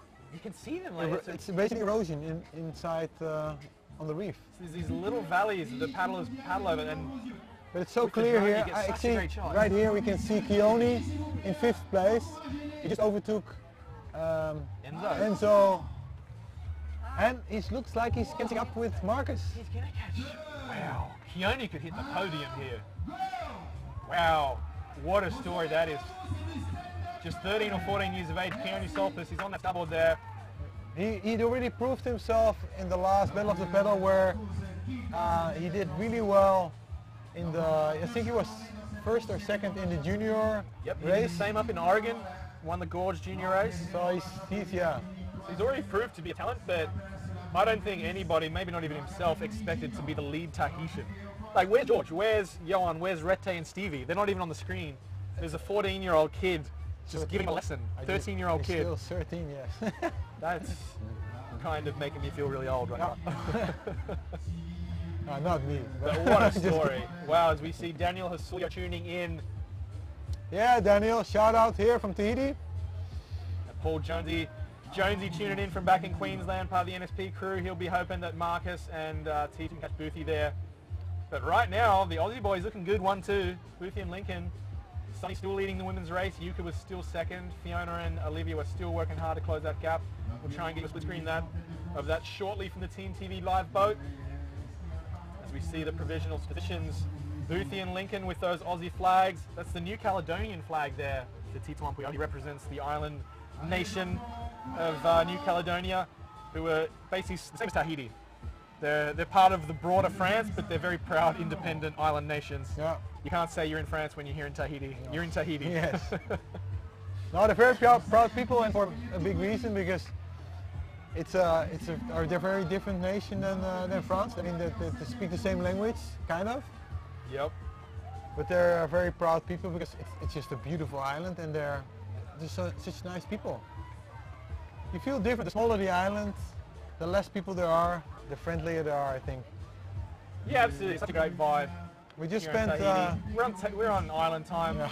It's beautiful. We're down with the Mateya lifestyle crew for the week. It's almost at the end of the road near Tiopu, the famous surf spot. And it's like a little, as soon as you leave Papeete, it's like village life. As we just saw Michael Booth splashing himself with water. So the split screen you're looking at now is the lead men on the right, or second and third, that's Lincoln Jews and Tituan, and on the left, that's the Grom race.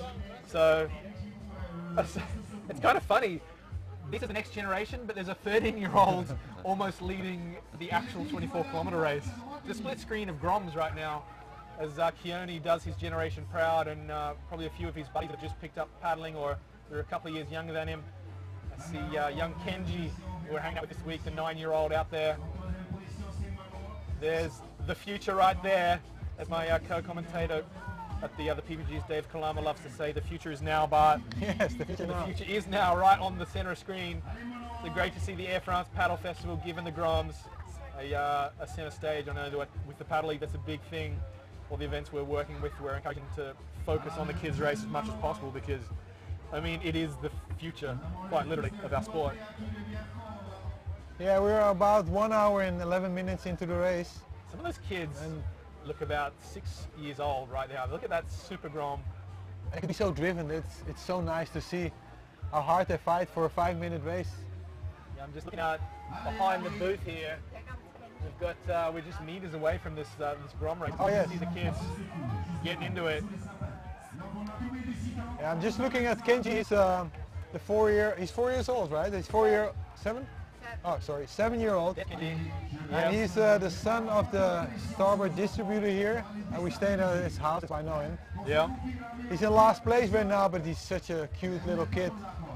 And you know what, Kenji, 7-year-old Kenji, we interviewed his 15-year-old sister, Lilu. Who just won the women's race. Who just won the 8K Lagoon Race, not just her age group, she won the whole race. For the women, she won the 8K open race against all of the juniors. So as we get a shot back of us here in the boot bath, shout outs to everybody watching around the world. Give us a shout out on the live stream, and we'll let you know as Bruno Hasulio tunes in. Good morning, everybody over there in probably Bali. Spends his time in just tropical paradises. Bruno, it's hard to keep up. He's either in Thailand or Bali or somewhere beautiful. So thanks for tuning in, boys. Yeah, especially tuning in also the people from New Jersey, Holland, France, Australia. It's all over the place right now. We're sending you warm vibes to the Northern Hemisphere where it's still winter. I know Brian Mayer, the Paddle League co-founder, who's out on the boat getting some Instagram footage. He said it was snowing when he left in Maryland, which isn't even the far north of the US.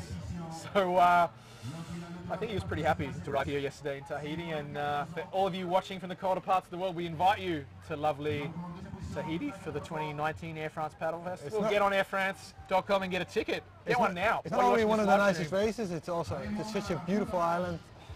Well, you can tell us about that as we take a closer look at the kids there. You spent a week over on Huahine, one of the lesser known islands in the chain here.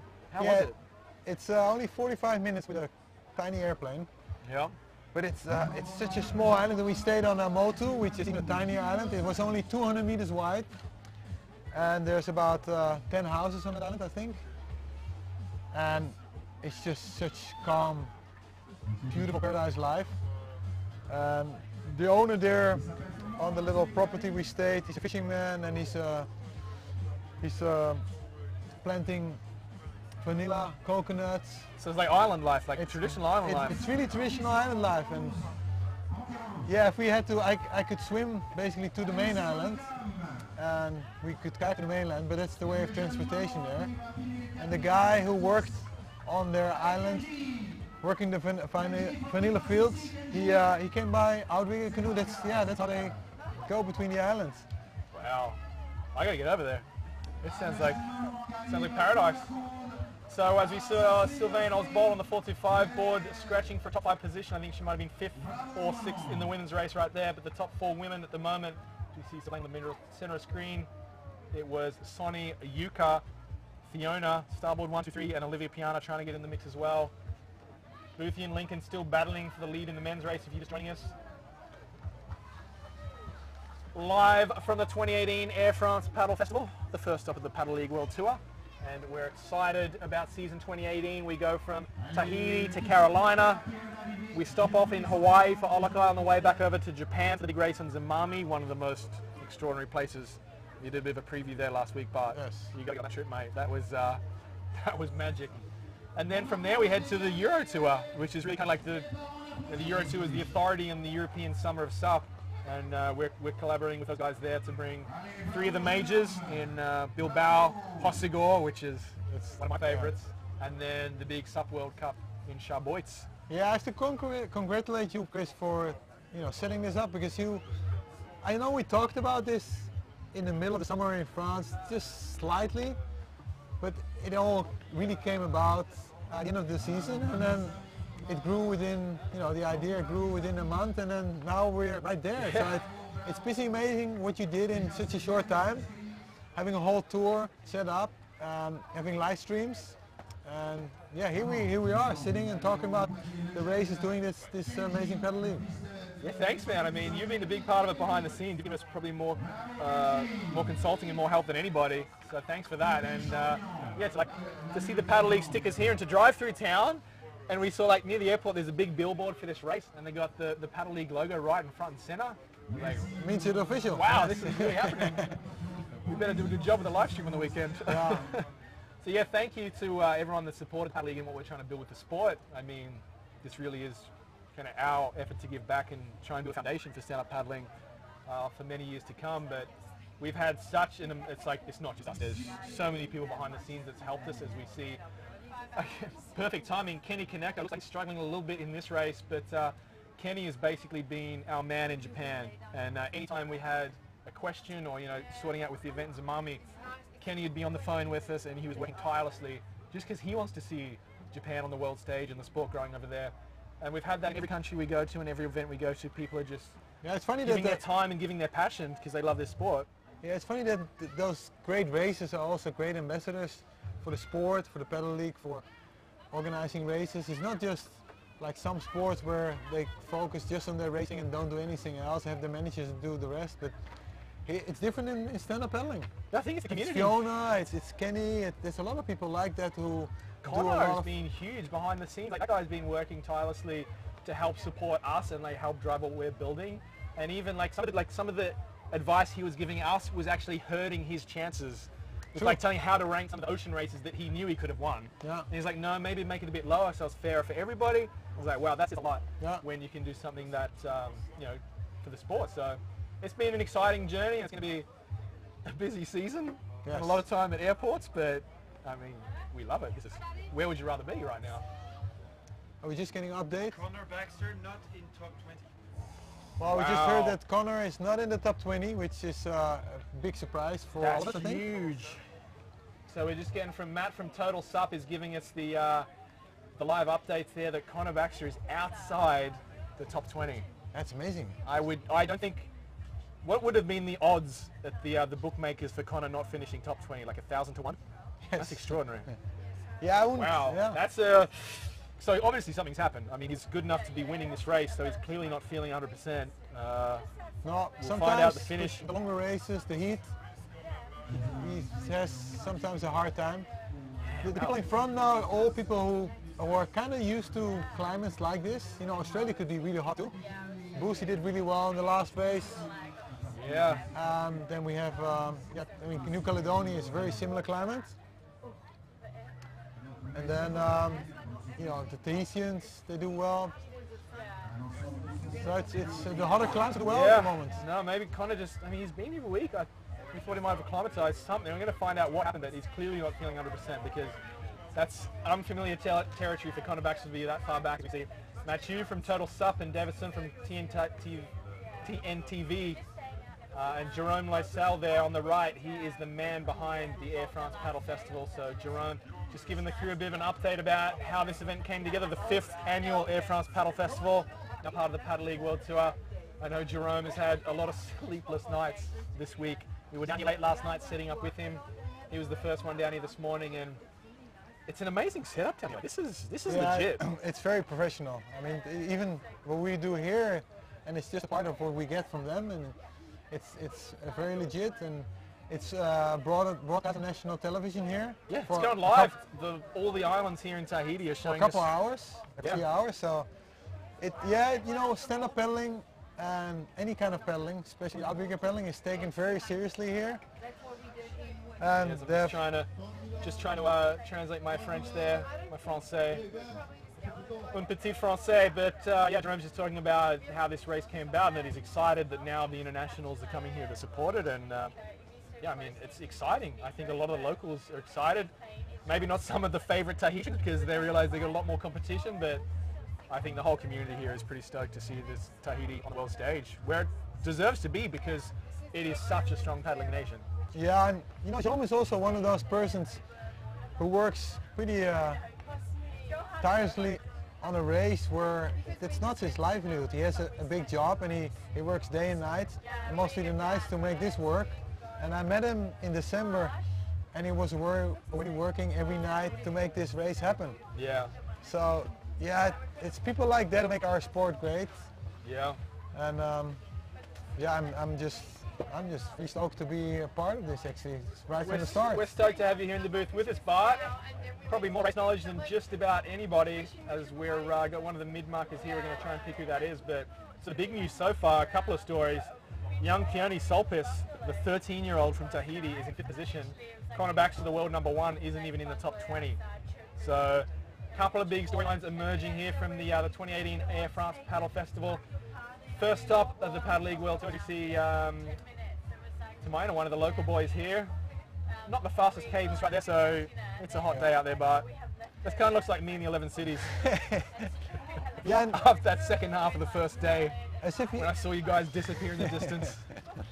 I think if you take a look at the race right now so far, Michael Booth has shown the strongest race so far. He accelerated right at the beginning. He did a few short accelerations in the middle, and he's pedaling in the front still by himself. So he looks like a super strong. It's warm. You got to take some water with you. But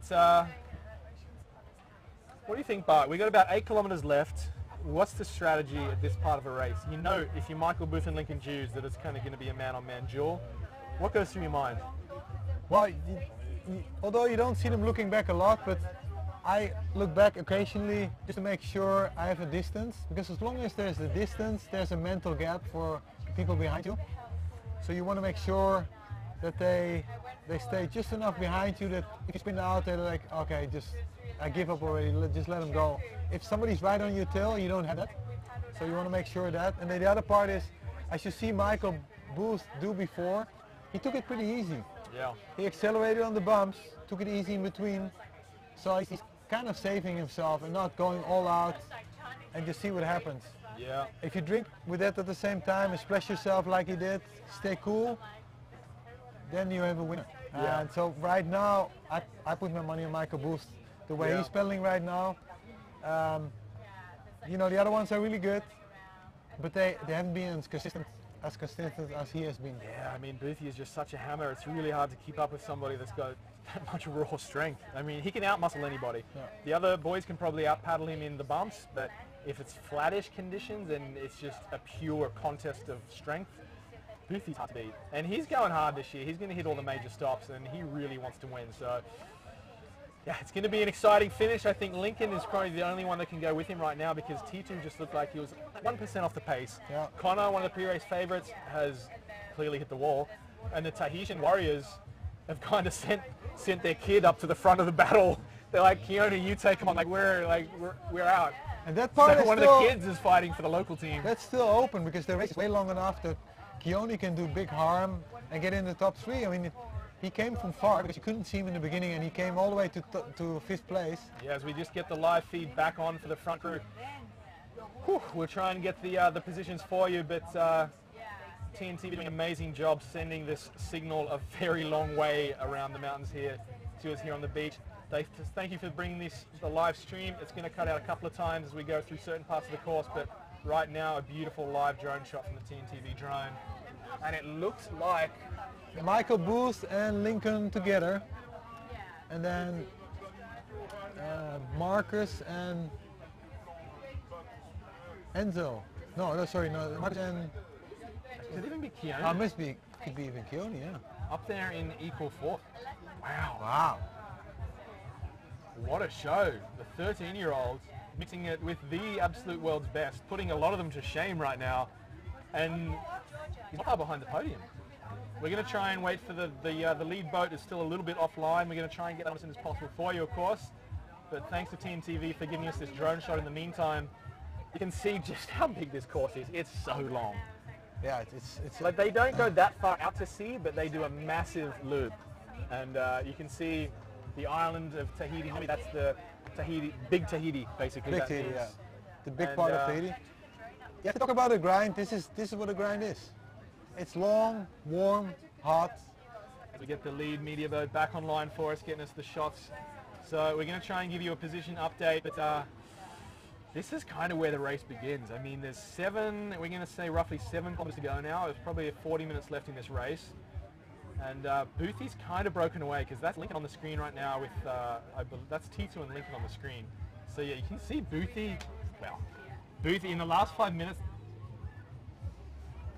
that looks like that's Lincoln and T2 right there.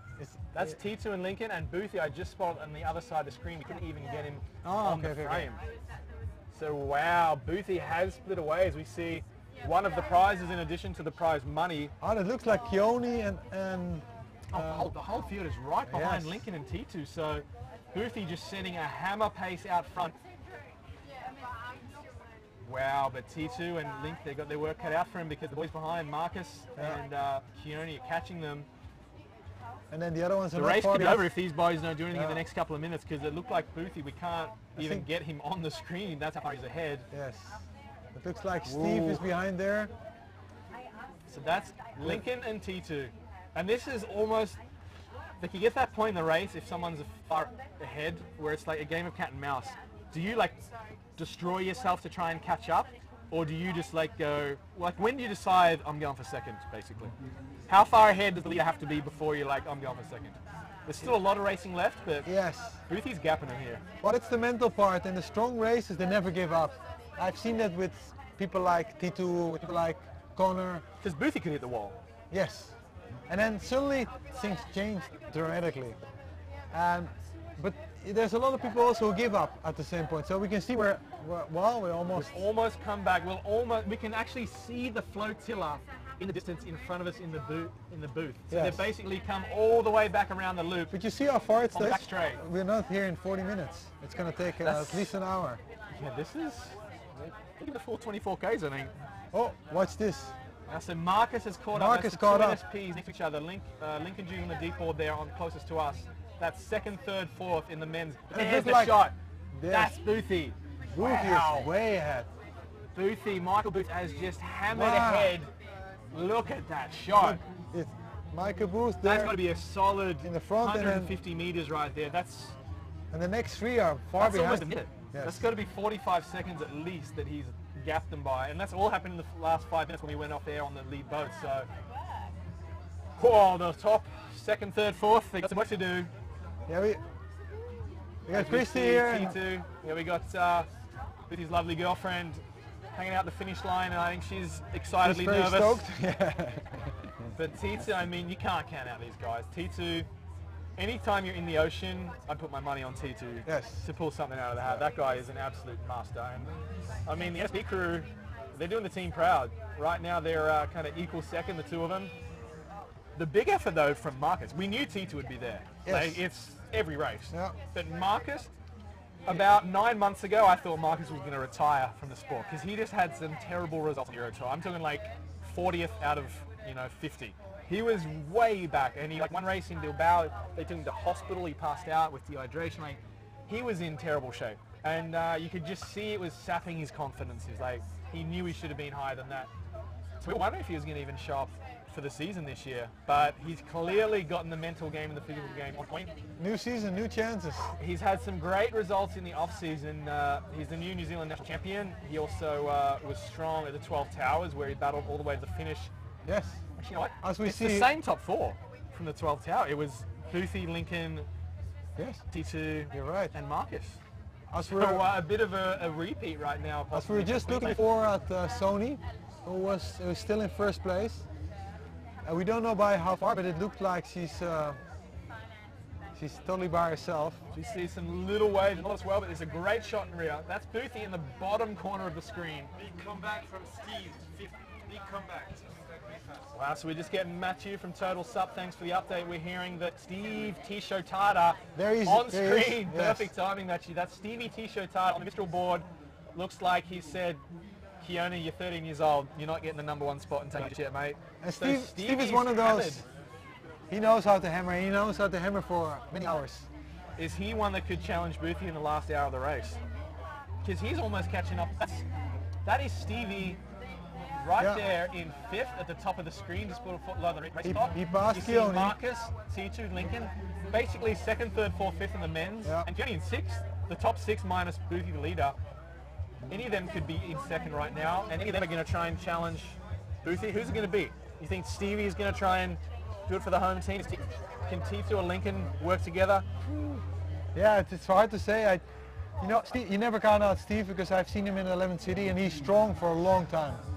He's not a sprinter, but he can go on for a long time. So he will keep going. He's going to overtake, or he's going to get up to the group, but it looks like he's even going to overtake. And he's one of those persons, he's not going to just wait around and sit there for a while and hang back with the others.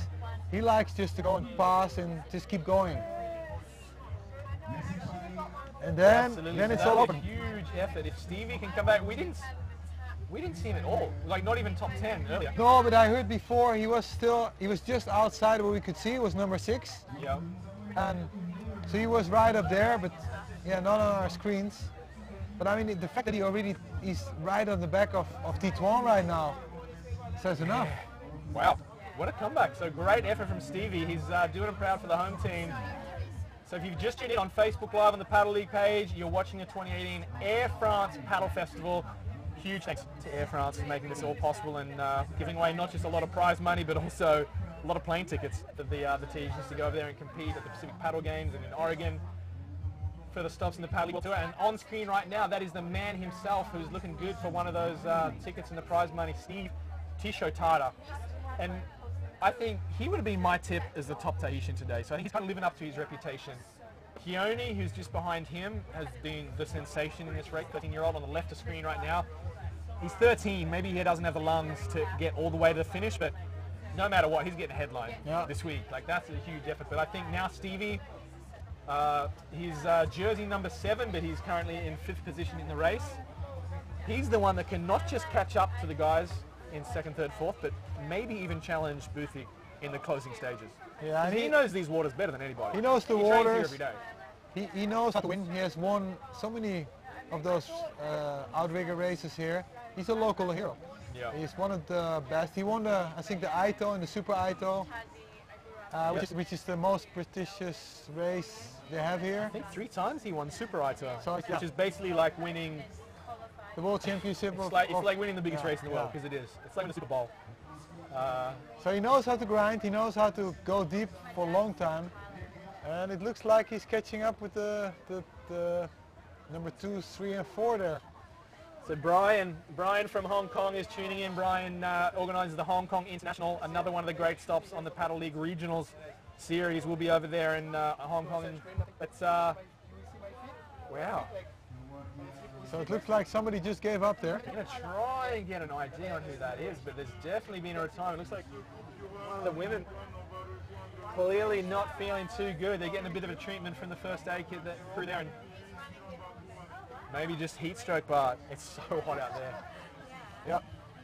But a great shot for the 425 there, front and center, one of those dugout ocean boards. And you see that flag on the official looks boat. like Penelope. You know what? You're right. It's Penelope, yes. Well spotted.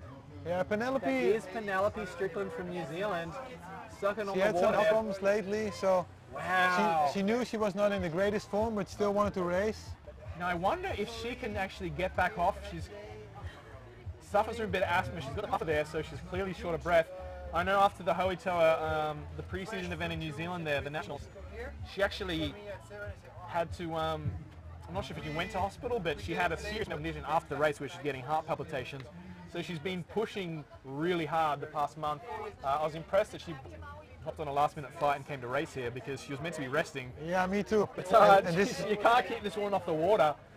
Especially a race like this, it's so hard on the body. if you're not totally fit, it's yeah.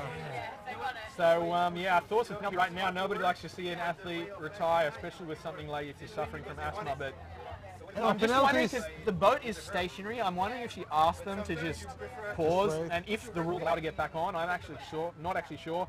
I don't think she can. I don't think but she that can boat either. is just standing there. But I mean, she's the winner of last year's M2O, so she's not just any paddler. She's the reigning Molokai queen. She knows how to paddle in the ocean, so that's big news that she's had to retire. But back out in front. There may be 25 or 30 people organizing this stuff. Anybody's American, so picked the years of it.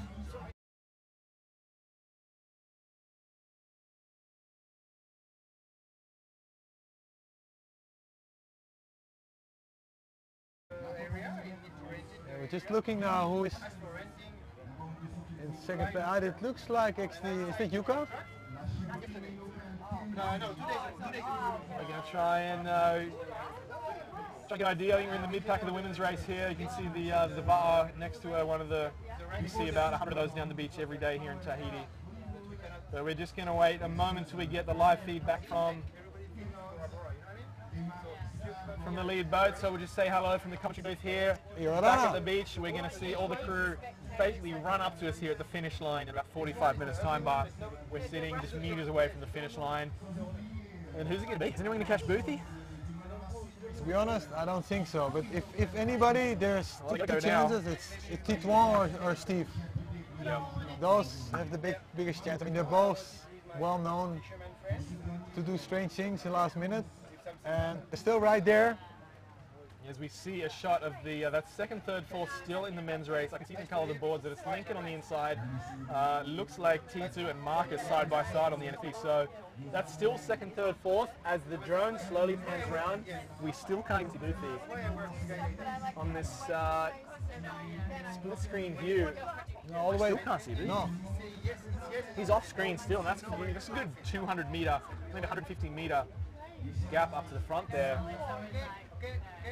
So this is, it's kind of got to be like, it's a little bit crushing when you look ahead and you see somebody got that much of a lead and it's extending.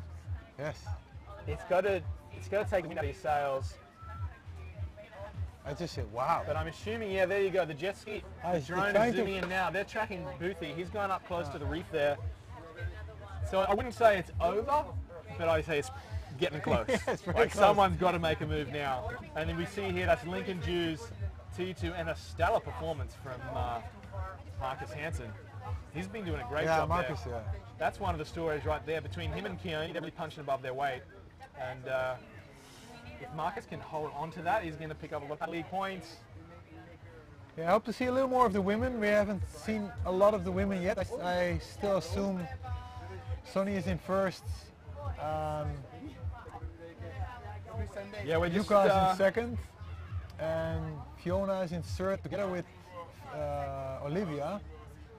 And yeah, for me too, Fiona. It's amazing. Fiona, you know, she has problems with her her health condition. I mean, she's diabetes. She's diabetes, and diabetes, she has to control this during a race. Yeah. It's something else to do this while you're on land and can take it easy, but during a race like this, to control your sugar levels is for me another world. I've total respect for somebody like that. Oh, she's a fighter. Yeah. It's hard enough that she's got to battle Sonny, Olivia and Yuka. Having diabetes on top of that, she's battling like an extra opponent basically. It's so she's almost handicapping. So we just saw the shot there from Michael Booth. I couldn't even see the people behind him. He was so far ahead. Yeah, that's.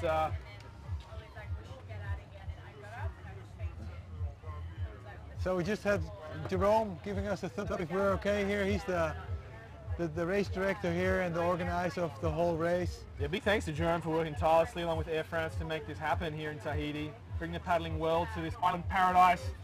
As we see, we're getting down to about 1 hour 40 on the race clock. We're clocking this in, I'm going to say tentatively, if we look at last year's race time. Did you just see Michael Bush just went on the right of the screen? And we're still waiting for. And now, the guys are coming on the left. Yes.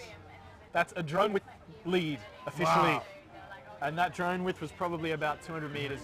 So yeah, I reckon this is the fat lady's going to be coming out singing soon. It's all over, folks. So Yeah, T2, Link. Yeah. And we're going to have a different course as soon as they come around the corner of the reef. Yeah, just look at last year's results. Johan Kronstedt won in a time of 2 hours 16, but that was pretty windy. Yeah, Actually, but I'm not sure if that's going to make it quicker or slower because they did both downwind and upwind.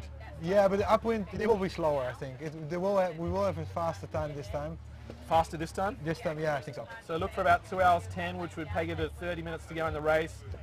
And it looks like you can see on the bottom screen, that's Stevie T-Shotard on the bottom of the screen. At the top there, we've got... They're still overtaking the rest, huh? He's working hard, and you can see that very distant, like jet ski wash at the top of the screen there. That was Boothie. So Boothie has, I'm going to call it like 250 meters now. Yes. Every time we get a drone view, it's longer and longer. So he's clearly setting a hammer pace that it's going to be virtually, I don't want to say the race is over, but I'm going to pull something out of the hat pretty quick here. Yeah. Boothie is hammering. I'm surprised we didn't see anything from George yet. I don't even where's know George? where George where's is. Retse? Where's Johan, the defending champion? I mean, I heard in the beginning he was in top 10, but in the lower ranges of the top 10. Yeah, so the Tahitians that are really impressed today have been Enzo Bennett early, was up there in the top 4. Young Keone Soppers, the 13-year-old, is just hammering. And he's still there, I think. I think that there was Keone there on the side. And now Stevie T-Shotard is trying to do it. Who's there in the back? That's Steve, and then behind him... That almost like the technique of George right there. Yes, it is. That's kind of like the Raging Bull technique that George famously paddles with. So George, just talking about the devil, right? It's right there. Ooh, well, it's interesting. Right. The race is so long. There's so many opportunities and there's so many chances to still catch up. We're almost 2 hours into the race, and I don't know. That kind of could be like Johan. We're gonna ask the French team. Oh, look, they caught up. They caught up. Well, so there's Marcus. There's T2 and Marcus on the screen on the NSP. That's Mark Sanson from New Zealand on the right. T2 on the left. Lincoln Jews should be just to the right of screen, so that's probably 3rd and 4th actually right now. But the Tahitians are starting to catch up. As we, there he is. I'm going to say that could be Johan Kronstedt. Okay. It's either Johan or George for sure. Which shows the strength of they've hammered. And we spoke earlier about the Tahitians. This is their kind of paddling. Like they do, you don't do short VAR races. Like your VAR races from one island to another. Right, they paddle all day. There's always 2 or more hours. So when some of the boys get tired, that's when the Tahitians are going to go their own. Yeah. And they don't mind just keep on hammering. Oh yeah. Even with downwinds, they don't stop paddling. Yeah. They're good downwinders, but they don't stop paddling. And like the line downwinders, they paddle a little, surf, surf, surf, paddle a little, which is very effective. But yeah, here in Tahiti, they've got that technique. Yes. And it's interesting from VAR. Yes. If you've seen a VAR race, especially the 6 they minutes, don't stop paddling. Yes. They'll race 6 hours, and they're machines. Yes. They're like robots. They just keep going, and they've bought that kind of technique. I remember Kalama in the early days was talking about the Tahitian technique is going to come into SUP. It's like the shorter, more rapid, higher cadence pace, and it's what they got from outrigger canoe paddling, where they really just don't stop paddling. Because you're in a 6-man canoe, you stop paddling, you let the whole team down. Yes. So it's basically, I've been in a 6-man, if and you I sit felt in the really back, guilty. it's fine, but as soon as you sit in the front, everybody sees it. So if you sit in the back, you got to know how to steer. I had no chance of doing that. They put me up front, and it was like, just don't stop paddling, Parker. Yeah. I was like, guys, it was on Lake Tahoe too, when it was dead flat. So. But it's interesting. I respect these guys that can do that non-stop 5 hours. So yeah, the leading group behind Michael Booth is kind of together now. Yep. Yeah, that's a pack of roughly 5 or 6 that are... Thing is, I think the only chance anyone's got to catch in Boothie is if someone teams up. Because right now, Boothie's got such a lead. Maybe they can close the gap, but they're not going to outmuscle him in the last 30 minutes. So what they're going to do is get really strategic and say, hey boys, like, are we doing this or not? Yeah, otherwise, it's a race for second. But you know, we haven't seen that the whole last half an hour. So I think it's just too many bumps that they cannot really draft. Yeah, as we got a quick shot of Sonny on the left, going to try and get the great crew from Team TV to get the women's race front and center for you shortly, but it looks like Sonny's still way out in front. But so... Yeah, right from the start, huh? Starboard double, mate. You guys might pull it out. We've never seen that before. Yeah, there's Sonny on the left-hand screen. Sonny. And she too, she keeps grinding. The fem and the home, the women and the men split screen there. Sonny on the left, leading. Nobody's near her. They're not doing the pull-out shot, so I assume she's got a pretty solid lead. But on the right, it's a tight battle for second. there's no point showing Michael Booth because you wouldn't see anybody for daylight behind him. The real race right now is for second unless someone can pull out a hat. Yeah, it's interesting. It's almost like Formula One. As soon as the one in front is really in front, yes, they go to the ones where it's more interesting. Yeah, and it is. So great job from the Team TV crew to bring us the coverage of that, where the race is happening, that chase pack. But Sonny Honchard, the German powerhouse, she switched over to Team Starboard about 18 months ago now. Started last season, 15 months ago, and has done really well especially the last. She seems to be at home. She won the Euro Tour again last year against her Starboard teammate at the time, Olivia. So the Starboard team rolls pretty deep. Right now they're going to try and go for the double, but I know those boys on the NSPs. Lincoln on the deep, and Stevie from Team. I met the crew from Team Mistral. I was so excited to be here in Tahiti.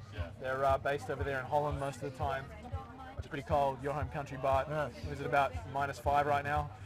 No, actually, it was 2 weeks ago, but today they had a 20-degree day, so oh wow, everybody's very excited in Holland. Maybe it's going to be a warm 11 city tour this year, mate.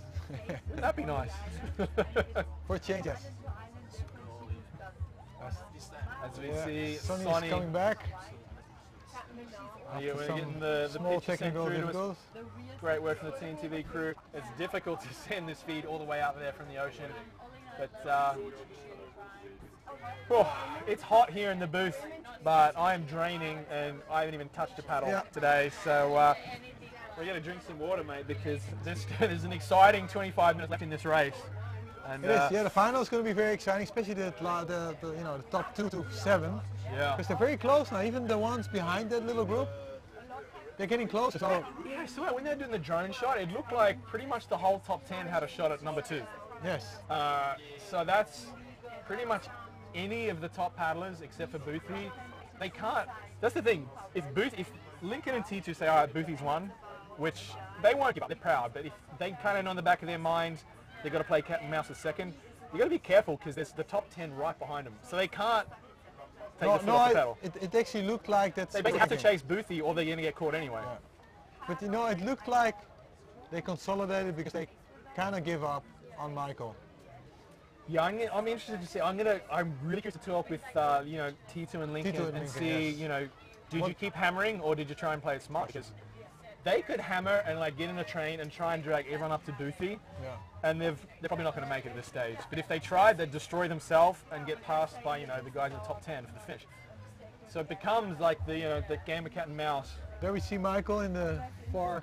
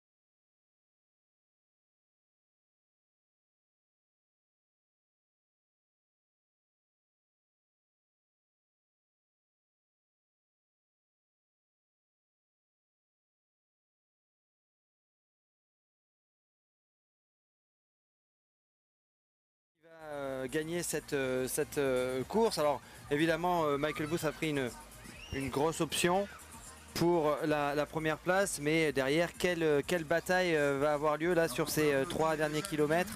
Voir New Ity en deuxième position alors qu'on n'a pas du tout entendu parler de lui de toute la course, c'est incroyable. Et Steve aussi a l'air d'avoir le mort aux dents. Et cette chute aussi de Titouan Pouillot qui est assez inhabituelle hein, de la part de quelqu'un d'aussi expérimenté que lui. C'est aussi indicateur de la fébrilité des conditions. Un petit coup de fatigue peut-être à ce moment-là, mais il faut dire aussi que cette passe on a énormément, on connaît cette passe dans le monde du VAA ici, elle a énormément de ressac en fait qui va même en temps très calme, on a des courants qui partent sur le récif, qui reviennent et qui font des clapots un peu dans tous les sens et qui ont tendance justement à faire basculer certains VAA, même il arrive que certains VAA basculent, chavirent avec ces petits coups de courant de gauche et droite. On va retrouver notre ami Oriano Tefao sur la course des femmes qui est donc... on me dit qu'il est remonté sur les hommes.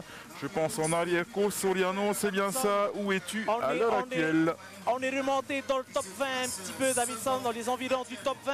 Devant nous, Benoît Rivière, le Calédonien, tu le vois. Par contre, j'ai une information importante à vous donner. On vient de voir Marguerite Temeana sur un bateau secouriste. Je pense qu'elle aussi a abandonné aujourd'hui une course très dure aujourd'hui, Rémi. Hein. Disait par rapport à la chaleur, donc de toute façon Marguerite semblait souffrir de la chaleur, on le voyait, elle était souvent en train de s'arroser.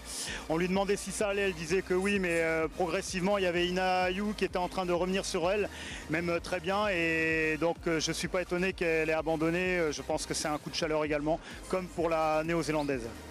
Voilà, donc nous avons 2 filles qui ont abandonné aujourd'hui, et devant nous Benoît Rivière, le Calédonien, qui s'en sort bien pour l'instant. Oui, qui a un bon rythme et à l'approche de la passe de Tapuna. On voit juste en face le top 10 quasiment qui est devant à 400 ou 500 mètres. Mais par contre le peloton s'est bien étiré maintenant, donc, mais bon, les athlètes ont l'air d'être encore en forme pour terminer dans ce classement-là. En quelle position? Voilà, on est quasiment dans les 2 tiers du parcours pour l'instant, bientôt fini. On va essayer d'aller vers l'arrière du peloton, Davidson. Oui, merci pour toutes ces précisions, Oriano et Rémi. En quelle position ils sont actuellement? C'est bien dans le top 20, hein, tu me disais ça. Hein? Top 20, Davidson, avec Benoît Rivière, le Calédonien, qui est en face de vous. Merci sur votre beaucoup. antenne. Merci Oriano. Allez, on va rejoindre à l'avant de la course, Mr. Johan Buit, qui est avec donc les 2e, 3e, 4e, le top 5 au moins. Oui, c'est ça. Alors on est en train de longer le banc de sable Tapuna, cette fameuse banc de sable. Vous voyez tous les bateaux qui sont ancrés et toutes les personnes qui sont dans l'eau, qui font, voilà, ils sont supporters de ces rameurs. Voilà, alors ça a changé encore un peu au niveau du classement, surtout pour la 2e place. Super accélération de Marcus Hansen qui reprend la 2e place, suivi de près par Tito Pouillon. Oui, Tito Pouillon qui avait chuté, il s'est remonté, il a repris, il a pu négocier quelques vagues et maintenant il se trouve en 3e position. En 4e, c'est Stevie Boy. En 4e, on va panner vers la gauche, on va voir 4e, c'est Stevie Boy. Et New Ity qui était dans la course, il dépasse Lincoln 12 qui lui avait chuté. Je vous avais dit, Lincoln 12 avait chuté. Et là, il remonte sur sa planche. C'est pour ça qu'il se trouve à la 6e position. Il était bien sûr dans le top 2 pour la 2e place. Et il est tombé. Alors, on disait les conditions à l'intérieur du lagon, bien sûr, beaucoup plus calme. On sent quand même ce vent de face. Ils doivent remonter le vent. Oui, vent de face, on appelle upwind paddle, qui est assez difficile avec tous les vagues de tous les bateaux suivants, une centaine de bateaux sur le plan d'eau qui crée énormément de vagues. Et voilà, Lincoln 12 perd sa 3e, 4e place. Il se retrouve en 6e place, juste derrière New Ity Buyard. Juste derrière Lincoln 12, on voit arrêter Ebb qui négocie quelques vagues pour essayer de revenir. En tout cas, première place Voilà, toujours avec cette avance confortable, c'est Michael Poole. Deuxième, c'est le Néo-Zélandais, Marcus Hansen. On voit l'image, Marcus Hansen bien déterminé de garder cette deuxième place. Et juste derrière, Tito Pouillon, à peu près 10 à 15 à 20 mètres derrière, suivi par Stevie Boy, Steve Teichotata, qui essaie de rentrer dans le top 3 ou 3, on l'espère pour lui. En tout cas, belle remontée du Tahitien sur cette deuxième partie de la course. À toi, Davidson. Merci beaucoup, Johan. Merci pour toutes ces informations et on voit ces superbes images là de ce lagon, du sable blanc comme on appelle ici, de Punavia avec les bateaux ici en train de profiter de la mer donc dans ce lagon de Punavia. Et on vient de rentrer bien évidemment dans ce lagon. On est maintenant à, on va dire 3-4 km avant de franchir la ligne d'arrivée et ce sera fait pour Michael Booth apparemment qui semble arriver le premier. C'est le classement provisoire à l'heure actuelle. Michael Booth premier, on a Mr. Hansen de Nouvelle-Zélande deuxième et enfin Titouan Pouillot qui prend la troisième place, le Calédonien qui a réussi quand même malgré sa chute au niveau de la passe de Tapuna à revenir sur sa troisième place et au combat donc ici avec Mr. Hansen pour pouvoir prendre peut-être la deuxième place au final. On verra ça dans quelques minutes avant la fin donc de cette course élite de 24 km ici du côté du Pac Verde.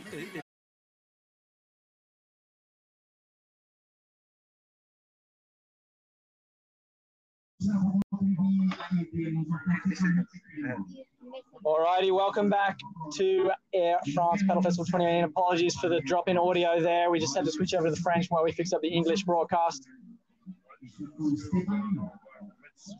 But we're coming into the closing stage of the race now. Here's where the business end happens, Bart. We've got a huge move from Marcus Hansen, who you can see on the center screen. Marcus Hansen is just absolutely hammering. He's taken off like a rocket. Yeah, and he's about 50 seconds behind Michael Booth, and right behind Michael Booth, right behind Marcus Hansen is Titouan. But he's followed really close by 4 or 5 riders.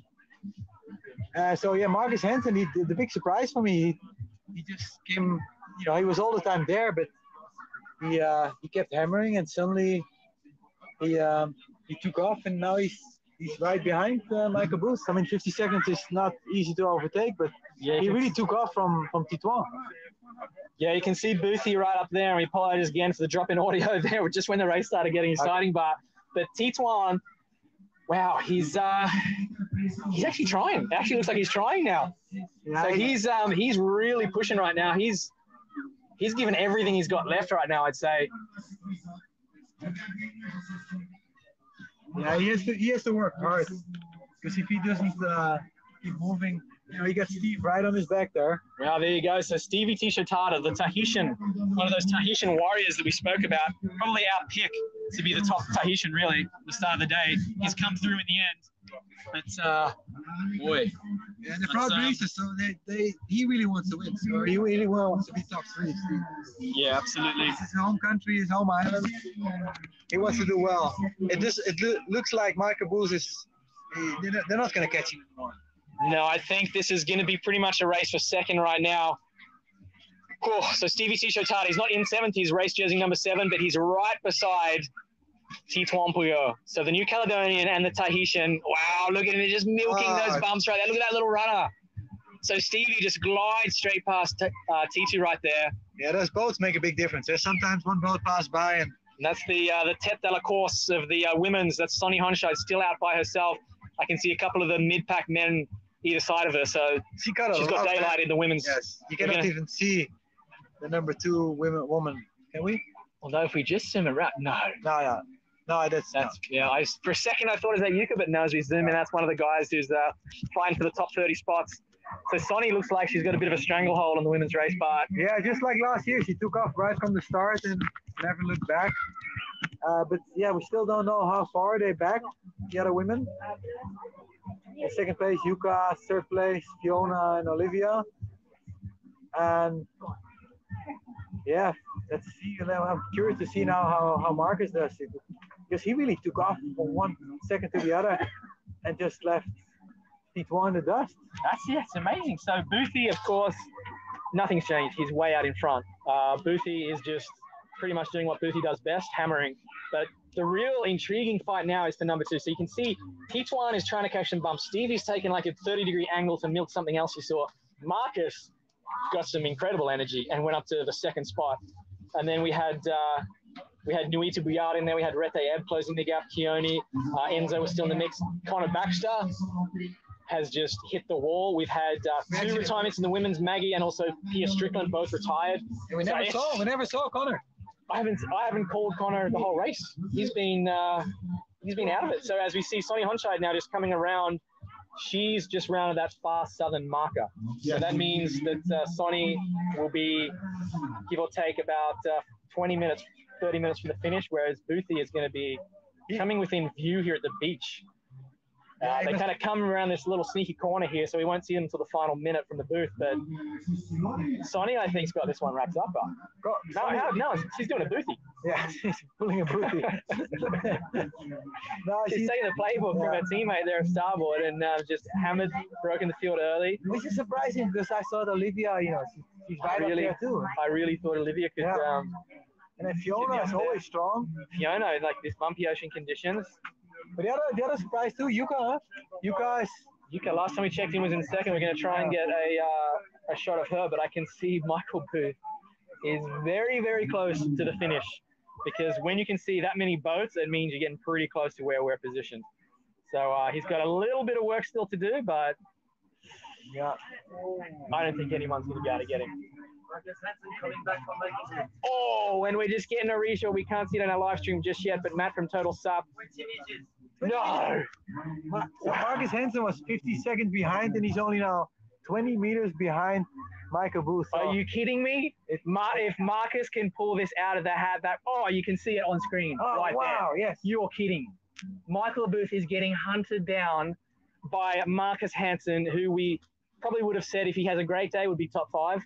He's now hammering for the top spot here in the Paddle League World Tour. Air France Paddle Festival. It's Boothie versus Marcus. Oh my God. We do get a final, a great first place final. And we saw him just as we came back online on the English audio, we saw Marcus hammering like an animal. Yeah. He's it looked like he was a man possessed. Yes. And Boothie would have looked over his shoulder. He'd know he's there. And he'd be thinking, well, where'd this guy come from? Because he would have been thinking, okay, I got to hold off Tito, I got to hold off Lincoln. But Marcus. Look at those boats. They don't make life easy for paddlers. They go in between? In between and everything. We got some guest commentators here. Everyone's crowded around the live stream trying to check out this. Excited. We're excited here in the booth. We've had to switch to our backup audio. So we basically have to go around the harbor here, you see, and then a little further there's some anchored boats. Around there on the right side is the bay. You can see it in the far distance. 1 kilometer? Yeah. Well, it's one and a half kilometers. It's pretty much a sprint from here out. Yes. So as you can see, Michael Booth is really hammering right now. There's no letting up. He's just one after the other, tuck, tuck, tuck, tuck. Which is, oh wow, look at this. Look, are you kidding? 4 board lengths from Michael Booth to Marcus Hansen. Pulling it out of the hat, as you see, there's the position they are on the course right now. That red line is almost complete. That means we've almost finished the 24 kilometers. There's just got to be no more than 1.5, maybe even just 1 kilometer to the finish. That's the yellow dot right there, waiting for these boys at the corner. Who's going to round first, Boothie or Marcus? What a comeback from Marcus Hansen. We mentioned that Marcus had some great form and he's come strong after his shocking Euro Tour last year. He's come back stronger than anybody. Wow. He's challenging the powerhouse Michael Booth. He's dropped T2. He's dropped Lincoln. He's dropped the Tahiti Warriors. What a position. And Marcus really comfortable open ocean as we get past those big catamarans. Less than a kilometer to go. He's almost side by side, bar. Yeah, 2 board lengths. Are you kidding? 2 board lengths, and he caught up. So we're going to have, I would say, no more than 5 minutes to the finish. Yeah. This is going to be a man-on-man duel. He has got... Boothie still has a little mental. Yeah. Well, Marcus has done a lot of work yes. the last 5 minutes to close that gap. At one point, it was 200 meters. The last. The thing is, he didn't close it yet, so that's hard. Does he try and get on Boothie's tail, take a breather, just go past and say, like, I'm not even. Look, get on there. Look at this. Wow, he's closed the gap. Kidding, Marcus Hansen, Team NSP has just latched onto that starboard of Michael Booth. What a finish. We thought we were just hanging out here in the commentary booth saying, Booth, he's got this.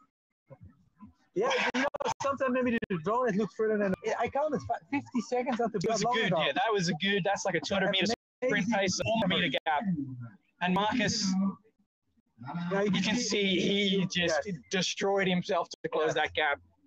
He's got to be hurting compared with like Boothie. You can look, but Marcus is trying to make a break right now. He's side with Boothie. He's sprinting. There's still about 700 meter finish. Are you kidding? Boothie go with them, marketing away. My God.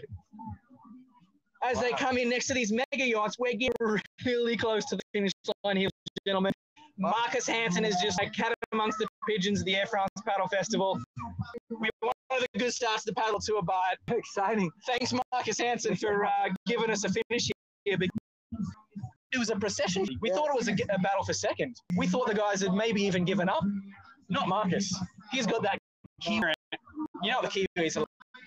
They're all this. They definitely won't give up. They're going past the shallow section. Also, not over yet. Now, is he being smart and trying to let Marcus expand every ounce of energy, or is he in a nervous position right now? What do you think? I think they're both really in a nervous position. They're both tired. And so Michael tries to play hard, just sitting it up. It kind of works now in these conditions. But it's really close. And Marcus is not letting up. He's still hammering on. It is kind of easy to sit on. So the boys are holding it together on the water by shoestring, but we're holding the audio together by shoestring here in the booth, like the 10th backup audio feed to give you this exciting finish. I think it's still coming through on the stream. We hope it is. Either way, you've got Marcus Hansen right in front of you, number 11, but he's in the virtual first position right now. Oh, it looks like he's hammering. He's going. Boothie looks over his tail to see if he's. Did you see that? Yes. He looked over his tail to see if he's going to get caught by anybody else. That's almost a sign of resignation. Booth, Marcus just put on an absolute, and as soon as he did it, Boothie looked around and said, "Shit, I might win this race. Is anyone going to catch?" Wow, what a story, Miss Hansen. Like a journey paddler, really. We've seen him at all the international races, but we've never seen the front of the international races. A great guy, comes from he was almost an Olympic sailor, very high-level sailor, so he's very familiar with the ocean, but... And look at him, he got like... He's capping. 4 or 5 It's over. He's got 6 balls. Michael, how on earth has he done that? He has just got... You know, when you saw him this morning, he looked so fit and different than the last year, but he did. I saw him actually last night down here, and funnily enough, he was chatting with Boothie yesterday afternoon. They were just having a casual chat. Who would have known the two of them would have this? That is extraordinary. Well, we're not going to call it until the end. Let's not call, but he's gapping him every stroke. Yeah. Nobody does that to Michael Booth. Like, nobody puts baby in a corner. That is. And he's still hammering. He's not giving up. Marcus knows he has it in his hand now. So wow, he's going to hammer until the end. That is. And it looks like Michael's still quite a way ahead of Titouan. So looks second place is well within his reach. I don't want to get too excited here, but I know I'm already excited. It's the first of the Paddle League World Tour. I was excited 2 weeks ago, but that is one of the most amazing performances I've seen in the latter half of a race. Yeah. Not just because he closed a gap, came back, and then gapped him straight away, but because he did it against Michael Booth. Yes. Like, nobody does that to Boothie. And after, we've been here for like two hours. The race clock is 2 hours 12, so he's like going to come in around.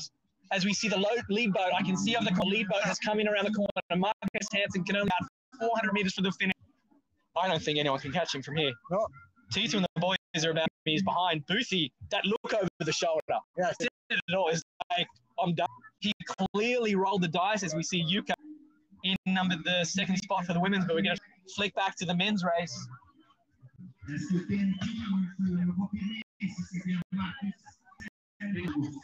Yeah, you guys done a very, very good race too.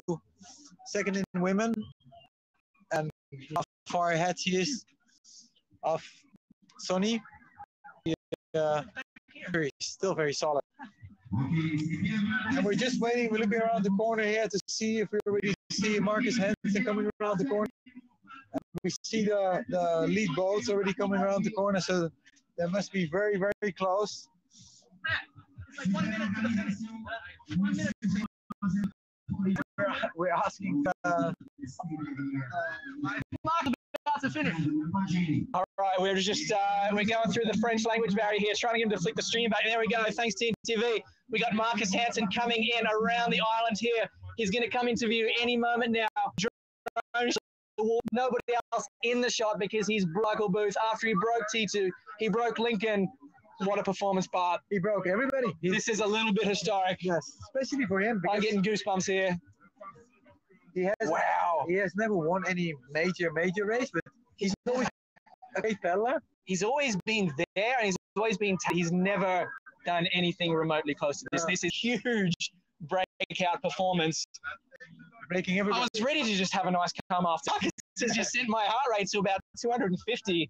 And we see the flotilla is coming in front of us in view, which means Marcus can only be seconds away from our view. And we're about, from there, it'll be 300 meters to the front. So I'm going to, as we come there, we got Marcus from the commentary booth. There he is coming on up. You see him on the screen. He comes around those rocks. He's going to head into this protected little bay where we're set up. The finish line is no more than 150, 200 meters away. This is a victory lap. Boothie's not even on screen yet. We can't see him. Yeah, he's got it. Are you kidding me? Michael Booth has he spent everything. He said maybe he just sensed something. The Boothie was just dropping off the pace. They come around the corner now. He's not far behind, but there's no way he's catching Marcus now. He said that for 10 maybe Marcus seconds just sensed that, and he just hammered like a madman to catch him. But what a performance. So there's Boothie on screen right now. That is second spot. But Marcus Hansen, Team NSP, Team Quickblade, out of New Zealand. And we just heard that. The crew at NSP right time will be long. We heard that he passed the previous team, but it's almost now. You can just see on the live drone shot that it's going to be Marcus by about 50 meters over Boothie. We're trying to hold the live stream together here down to the final moments. We hope you can hear us. You can definitely see us. But Marcus Hansen's the man, and Michael Booth resigned to the runner-up spot here at the Paddle League World First France Paddle Fest. My voice is on. Marcus is almost all the way to the finish. What a performance. 20 more meters, and he's so happy. Look at 2 hours, 16 minutes. The crowd's all on the beach. Hit the stand. He's going to be so pumped for this win. Marcus Hansen. What a performance. Runs up the beach over the finish line. That's a Kiwi right there. Congratulations, Marcus Hansen, the 2018 Air France Paddle Race champion. And there's Michael Booth. And Boothie. 20 minutes more. We did not pick this 30 minutes ago when Boothie, we'd almost called the race. We almost had that lady in the booth with us ready to sing, but it was almost over. But no, she didn't sing. Marcus something caught up as Boothie just strolls over. He'll be disappointed. But at the same time, I think he'll almost be stoked for Marcus, because Marcus is one of those nice guys that everyone was feeling for him last year when he was struggling in Europe. For him to come back like this and get a major win is extraordinary. So what a story. As we see Steve Tishotada, he'll get the top spot for the Tahitians. He'll be on the podium for Tahiti. So great result for the Tahitians there. Super happy for Steve too. I mean, and the guy, Stevie, he's always happy. And right in front of his home crowd. Yeah, he paddles these waters every day. A little sour for T1 coming in, of course, like 50 behind. Yes, so being up there for second, third place, and then ending up fourth place is hard for him. So Stevie Tishotada hits the beach. He's on that Mistral board. So great result for Mistral, and 3 teams on the top 3. NSP, Starboard, Mistral, a couple of quick blades in there. So good to see the racing is mixing it up. Here we've got a Stevie Climb, the home team proud, gets to podium. I'm happy too that it's worked out this way. Yeah, it's a good mix, you know. And kind of, you know, a fresh face on top, the Beast in the middle, Stevie representing the local team on the podium, and then you kind of got to fit for team. We would have picked him as the favourite pre-race. His teammate has outshone him today. His junior teammate from NSP. I think someone's getting a promotion up there at NSP. Get on the phone to Karen and the crew down there in Bangkok. Marcus is getting a pay raise. Shout out to Karen too. She must be watching. Oh yeah. What a performance. So Tituan, quick blade paddle in hand, crosses the line, looking spent, looks exhausted. That is. Oh, he manages a smile when he does, but you know what? That's a Sonova coming in right now, and it's not Noi Gariu. That's Malatea.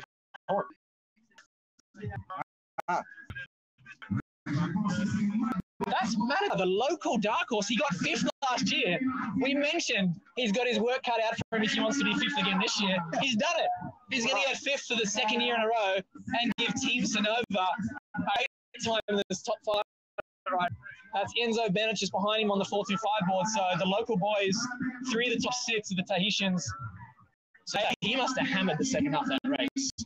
He's the second Tahitian. He's 5th over the line. We saw him in our top 10. So Teo Bob DuPont, Team Sonova will be very, very proud of that performance. You can see how stoked he is. Stoked, and I know he was on a very special new Sonova board, but you need a team like this. And then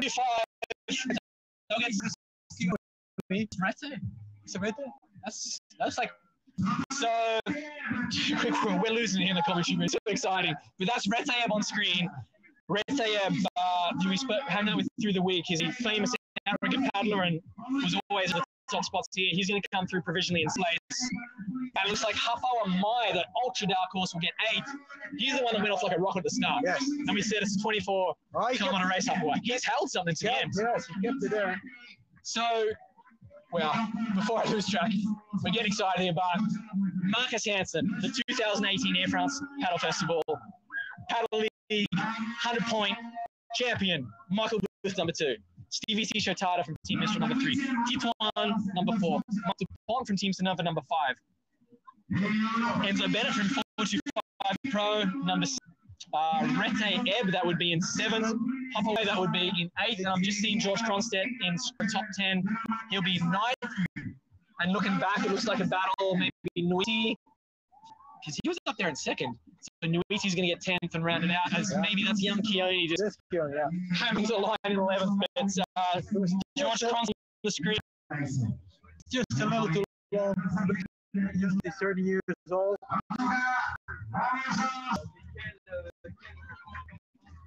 Dagmar?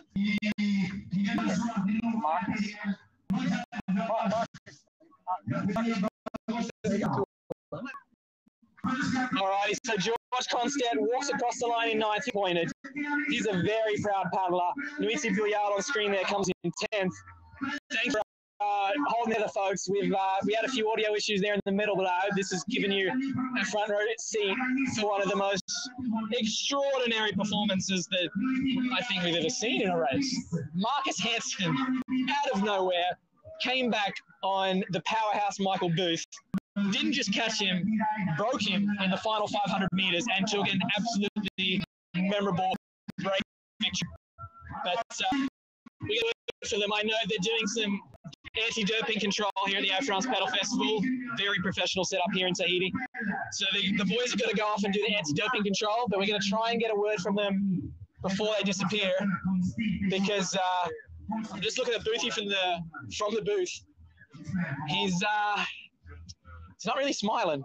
I think he's pretty disappointed that he didn't get the win there. I think maybe banked those 100 points towards the air because he had a 200-meter lead. And it's probably a good thing that our primary camera, and you can't get a shot of us in the booth because I can't even sit anymore. I'm losing it. That was such an amazing finish. And we're going to get, the top two boys have gone off to anti-doping control, I believe. But we've got somebody who looks like they're spent. T1 Puyo, T2, here, buddy. We're not on screen, so don't worry. You look exhausted. Take a seat. But how was it, mate? Fourth place. Your NSP teammates giving us a story. Yeah. Tell us, because Boothie, just off to the side here, was well ahead. You boys were about 200 meters behind, and we kept saying on the live stream, it's either T2 or Lincoln that's got to make a move. Out of nowhere, Marcus just started looked like a man possessed. What happened? Yeah, well, I saw him always on the back. I think with a good glide and resting a little bit. And when he find the push himself, he did like 100%. And to catch Michael Booth at the end of the race like this, he did very well. I've never seen anything like that. Were you right next to Marcus when he made his break? Yeah, I saw his cadence. Like, what happened? Did he get a lucky bump? How did he break away from you guys? Yeah, I think they try to catch the ball, not do much waves. It's impossible in Tahiti. Yeah, I think we have to do crazy chop everywhere.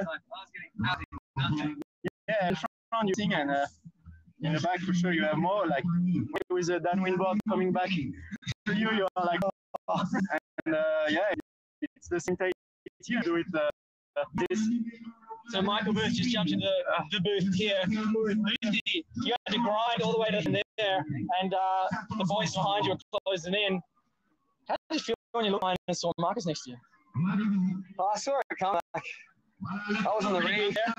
Well, it wasn't for me. Yeah.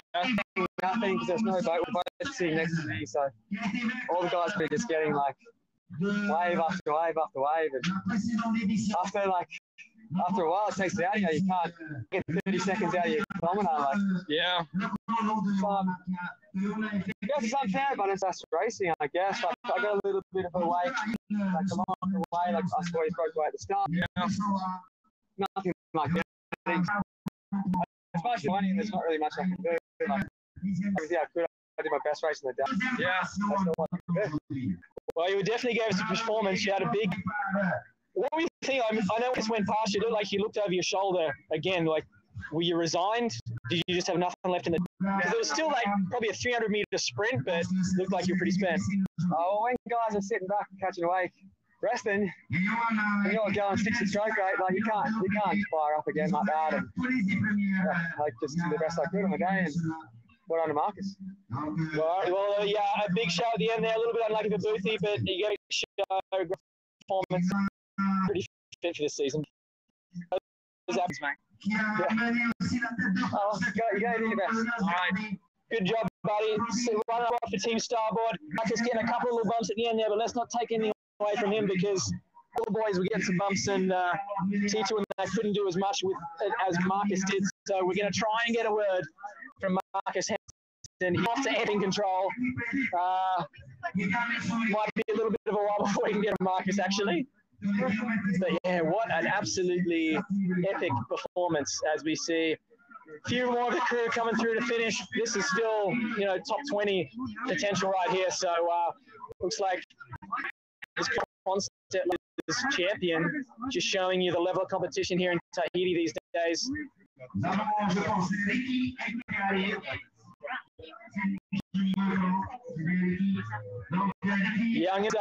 Young Kronstedt, last year's champions, coming through that 20th position, which means, wow, the level's gone up way in 12 months. So there you go, the provisional rankings. Marcus Hand was 16, almost exactly the same as last year's time. Boothie half a minute behind.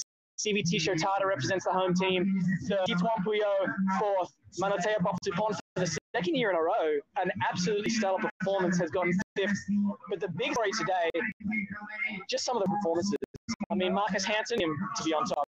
Connor Baxter, we expect him to be so far back. We still haven't seen him, and we're down to about 20th position. Young Keone Salt is after momentarily being second. These kind of these kind of unexpected performances is what makes the race such a challenge.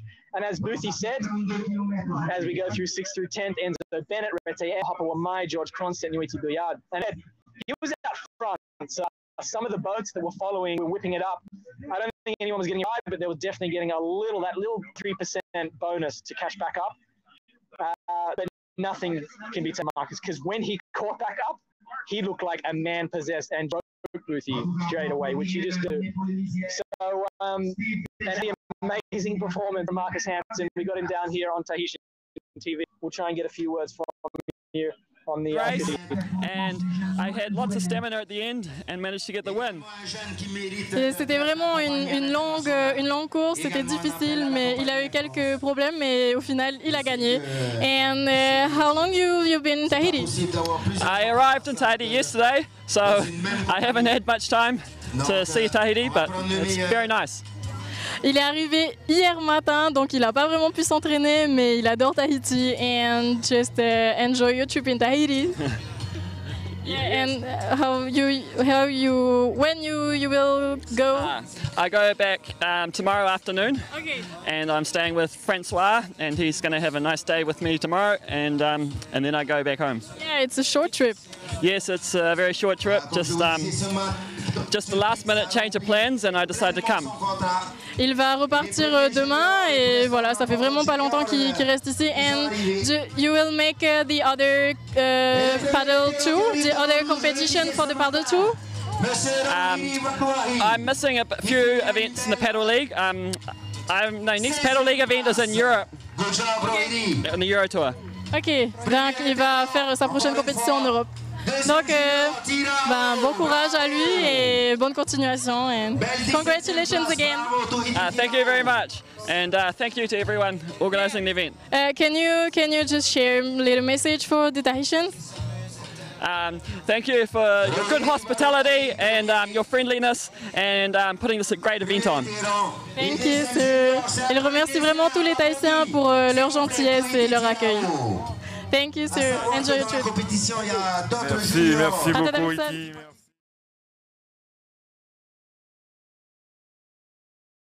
But we're going to switch here. As Kenny Kaneko comes through, a bit of a hard battle for Kenny. He's in about 20 position. One of the guys I would have said was Smokey, finished outside the top 25 on a backstep. He's clearly been struggling, but just touch on that interview with Marcus. What a performance and what to close that gap. Boothie, who said to play a little bit just how that played out. You're meeting for a race. You must be defeated. You must feel, yeah. And I think he was didn't sound pleased, but I don't think he can really take anything away from Mark, because it was bumps. Wasn't surfing behind a boat. He's milking what's in the ocean every day here in Tahiti. He really wasn't getting your advantage. Obviously, Titouan, Pouillot, going to turn the audio up here and listen. Ma quatrième place. Vous êtes déjà entraînés ensemble? Ouais, bon, il est déjà venu en Calédonie, on se croise souvent sur les compètes et sur les tests de planche et voilà, bah, du coup j'ai pas d'excuses, hein, c'est pas la planche puisqu'il a gagné avec. Et tu t'es déjà entraîné ici, tu as déjà fait ce plateau Ouais, alors moi je suis là depuis une semaine, donc j'ai navigué un peu sur le plan d'eau. Il y a très longtemps j'avais fait un Super Aito où on avait ramé un peu sur ce parcours en V1, mais bon, aujourd'hui il y avait à mon avis pas trop de secret, les étrangers n'étaient pas trop désavantagés parce que c'était une sorte de plat, donc voilà, et puis la preuve, hein, puisque c'est un étranger qui gagne aujourd'hui. Et tu comptes te préparer pour les prochaines compétitions du Paddle Tour, du Paddle League Tour? Ouais, ben voilà, nous on suit ces compètes un peu à travers le monde. On est content que, moi en tant que Calédonien, j'étais content qu'il y ait une étape comme ça dans le Pacifique, même si j'aurais préféré que ça soit chez nous, mais voilà, Tahiti c'est déjà pas mal. Puis voilà, le prochain gros rendez-vous c'est dans 2 semaines en Caroline du Nord, et voilà, il y aura encore tous ces champions et ça continue toute l'année jusqu'en octobre. Et ben en tout cas tu commences bien la saison. Ouais, merci. Bravo à toi. Merci beaucoup, à bientôt. Oui, amuse-toi bien ici à Tahiti. Allez, superbe place pour Titouan Pouillot, donc 4e. T2 there. I got my my rusty French was trying to translate that as he spoke, but basically just saying amazing effort from Marcus, who's you know, kind of been the junior NSP team rider behind not just T1 but Travis Grant. So a huge breakout performance for Marcus Hansen, and then T2 just touching how tough the conditions were, and asked about other events he'll be doing. As we know, he'll be at just every major stop on the Peloton Tour this year. So fourth today for T2. I think he's pretty semi-confident that he's going to have a big year, even after that performance. What do you think? Especially if you do well in the race like this, distance, being in front the whole time. He's not nothing that he's overall in last year's ranking. So yeah, and as we see in the distance, Sony coming in first. Yeah, we got Sonny Honda talking about all the drama in the men. We've just got the women's race to count down. It doesn't look like it's going to be quite dramatic this finish. Sonny Honda has destroyed the women's field. She pulled a Boothie, but she managed to hang on to it, whereas Boothie just got mowed down by that raging bull Hansen. But yeah, Sonny Honda just coming on the screen now. I can see Sonny, and there's a couple of guys around her, but that's Sonny left on the stage. She's going to take that to the start. Performance for Sonny, such a strong, powerful, like, tall woman. She looks intimidating, she's so fit.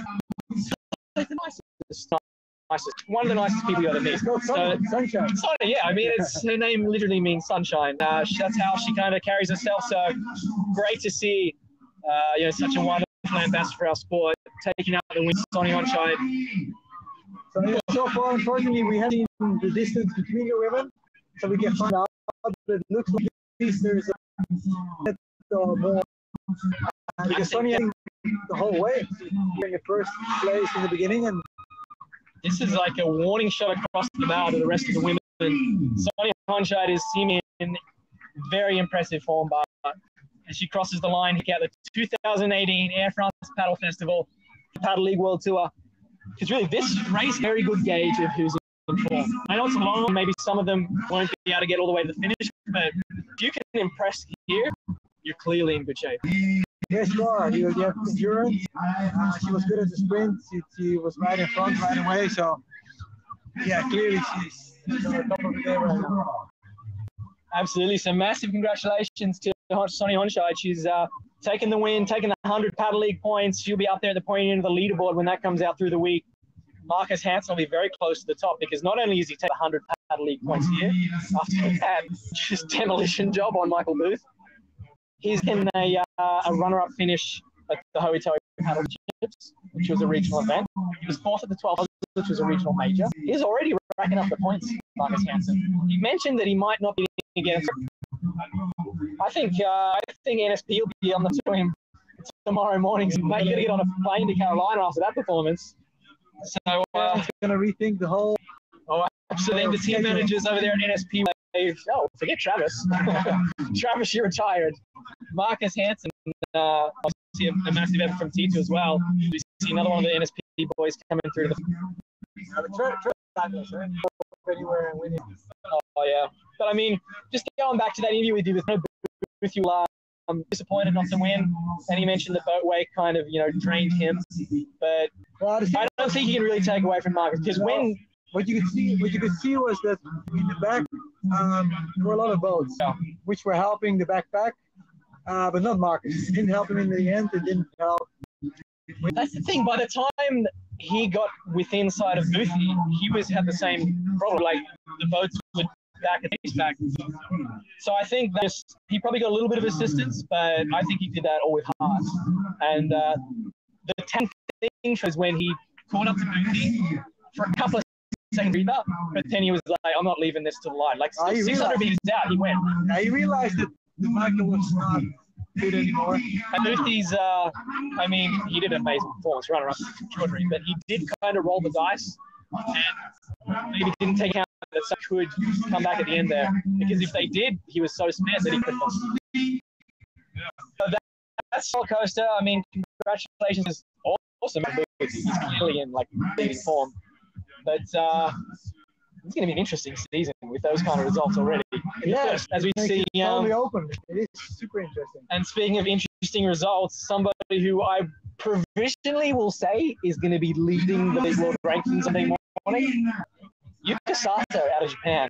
She won the 2 hours of regional major. She is now taken out second here at the Air France Festival, first up of the major league world tour. 75 points again on her account in morning. She's got 40 points to go with it. She'll be at the Zamami race. She'll be at Carolina. This is one to watch. For the very pointy end of the Paddle League World Tour all year long. And she's stoked. As we just side of her for a second, but Yuka Sato is towards the finish line. Slides on the live stream. There we go. Yuka Sato, one of the happiest paddlers on the planet. She wakes up smiling. She falls asleep smiling. And when she's first or second in a race, the smile's even bigger. So congratulations. Starboard gets the double there in the women's. I think really embodies what we're seeing in the sport now. That there's a new generation coming through. There's a new, Yuka's not young, she's about 32 years old. There's a new wave coming through. There's some of the crossfits coming through. God is like a few week. God is which suddenly. As we're going to try and listen into Sonny's interview here.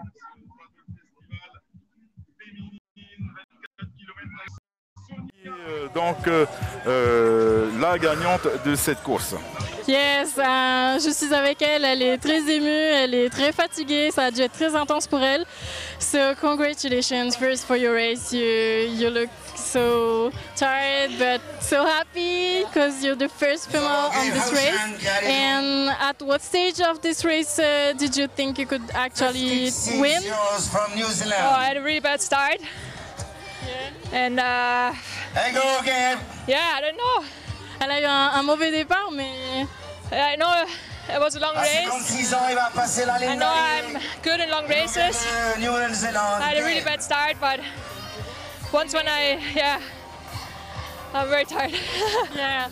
Alors elle a eu un très mauvais départ, mais elle a fait, c'était une longue course, vraiment exhausted race. But we're all proud of you. Thank you very much. And just enjoy your trip in Tahiti. Thank you very much. Yeah, and go take a break. Merci. Elle vous embrasse fort, mais je pense qu'elle est vraiment très fatiguée. Oui, merci Eti, encore toutes nos félicitations.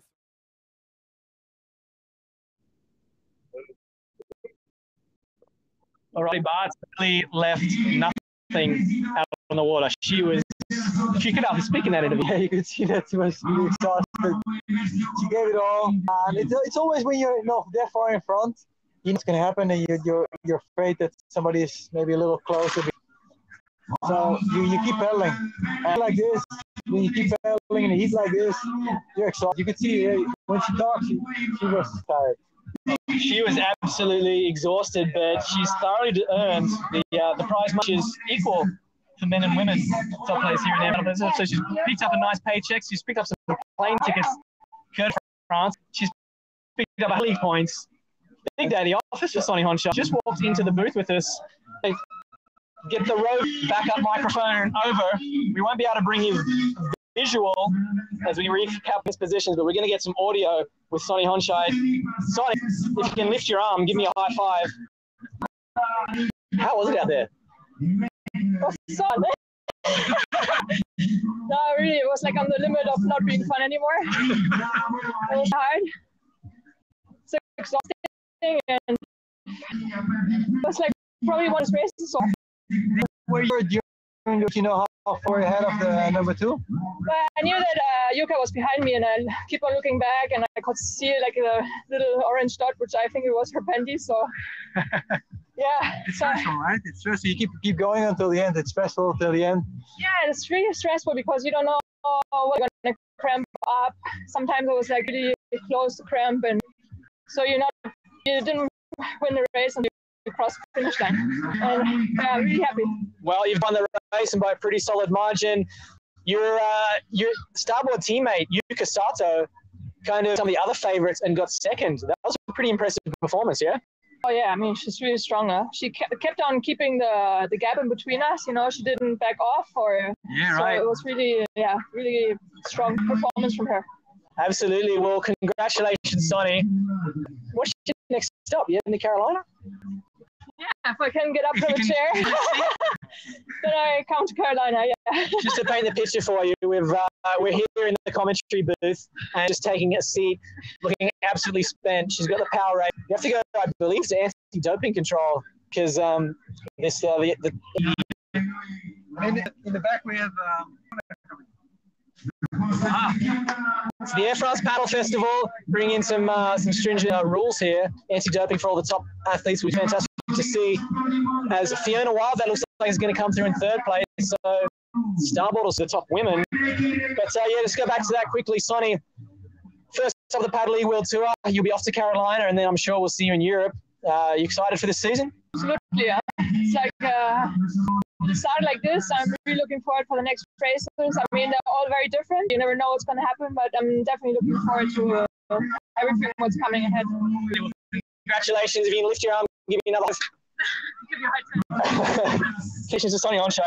What a performance as just flipped back to the TNTV drone stream. But we're coming up on 2 hours, 2 3/4 hours. We're on 2 hour 43. The women's 1 minute behind, so this is 2 hour 45 for them. And Fiona's going to cross the line in almost 3 hours.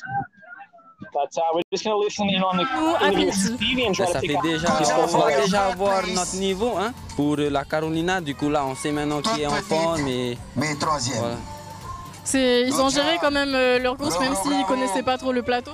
Ouais, je pense qu'ils ont au moins roulé parce que je voyais qu'ils prenaient des caps que nous aussi en prenons. Du coup, je pense qu'ils ont bien roulé et là, ils ont montré qu'ils sont présents ici. Et qu'est-ce que tu peux nous dire par rapport aux conditions et est-ce que ça a affecté ta course, toi?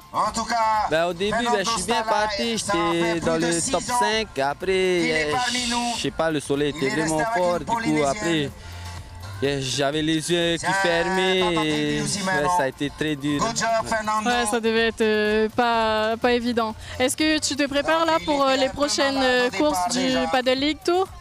Ben là, on part le 17 avril pour la Carolina Cup. Et après, je vais profiter aussi pour faire une autre course en Floride. Et je tiens vraiment à remercier 425 pour ce qu'il fait pour nous. Donc, voilà. Et un petit mot pour les paddlers de Tahiti? Ben venez faire du paddle, hein, ça...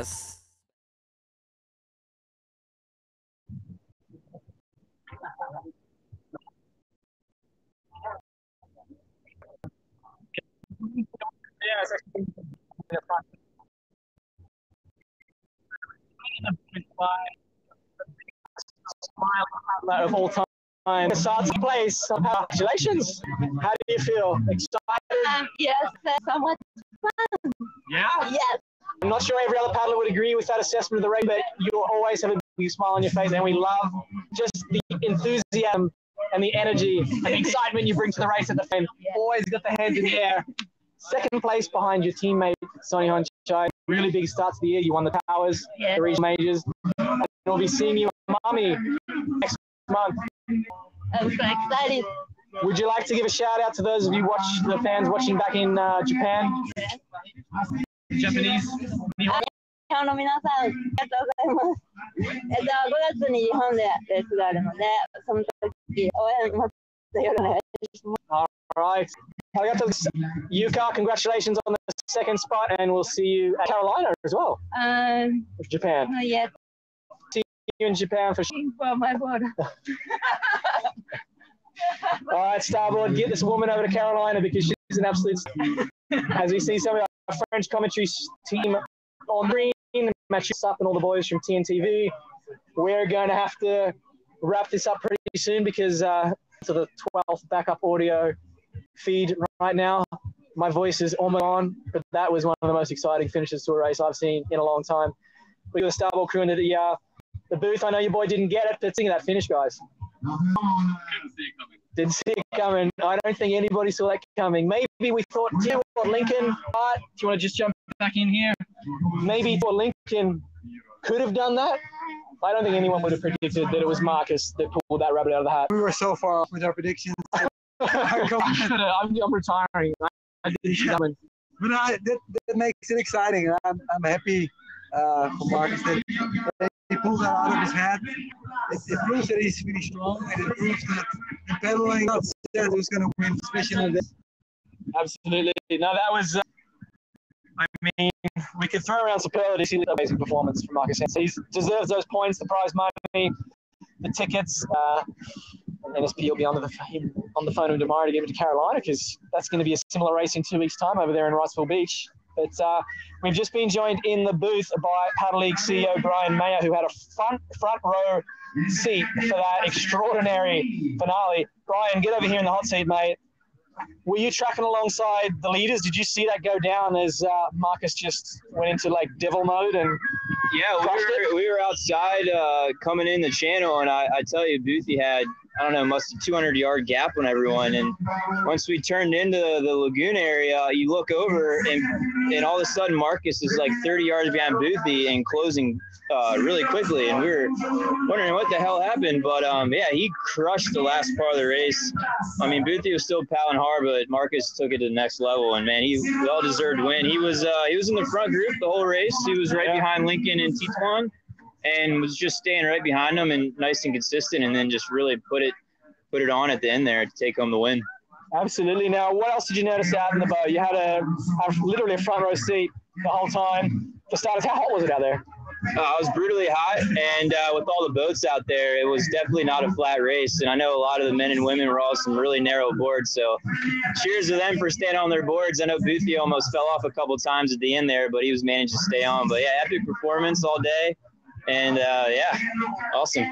Good start to the Paddle League World Tour. Brian Mayer, the man in charge of the league, will be heading over there almost to your hometown, Carolina Cup, in 2 weeks. And after what we've seen today, and it's going to be like another level again of talent in Carolina, I'm retiring from predictions. Like, I'm out. This season's going to be unreal. Yeah, I'm super excited. I mean, it's a level of talent nowadays, all the young men and women coming up. It's going to be an exciting year on the Paddle League, and make sure you stay tuned the whole year.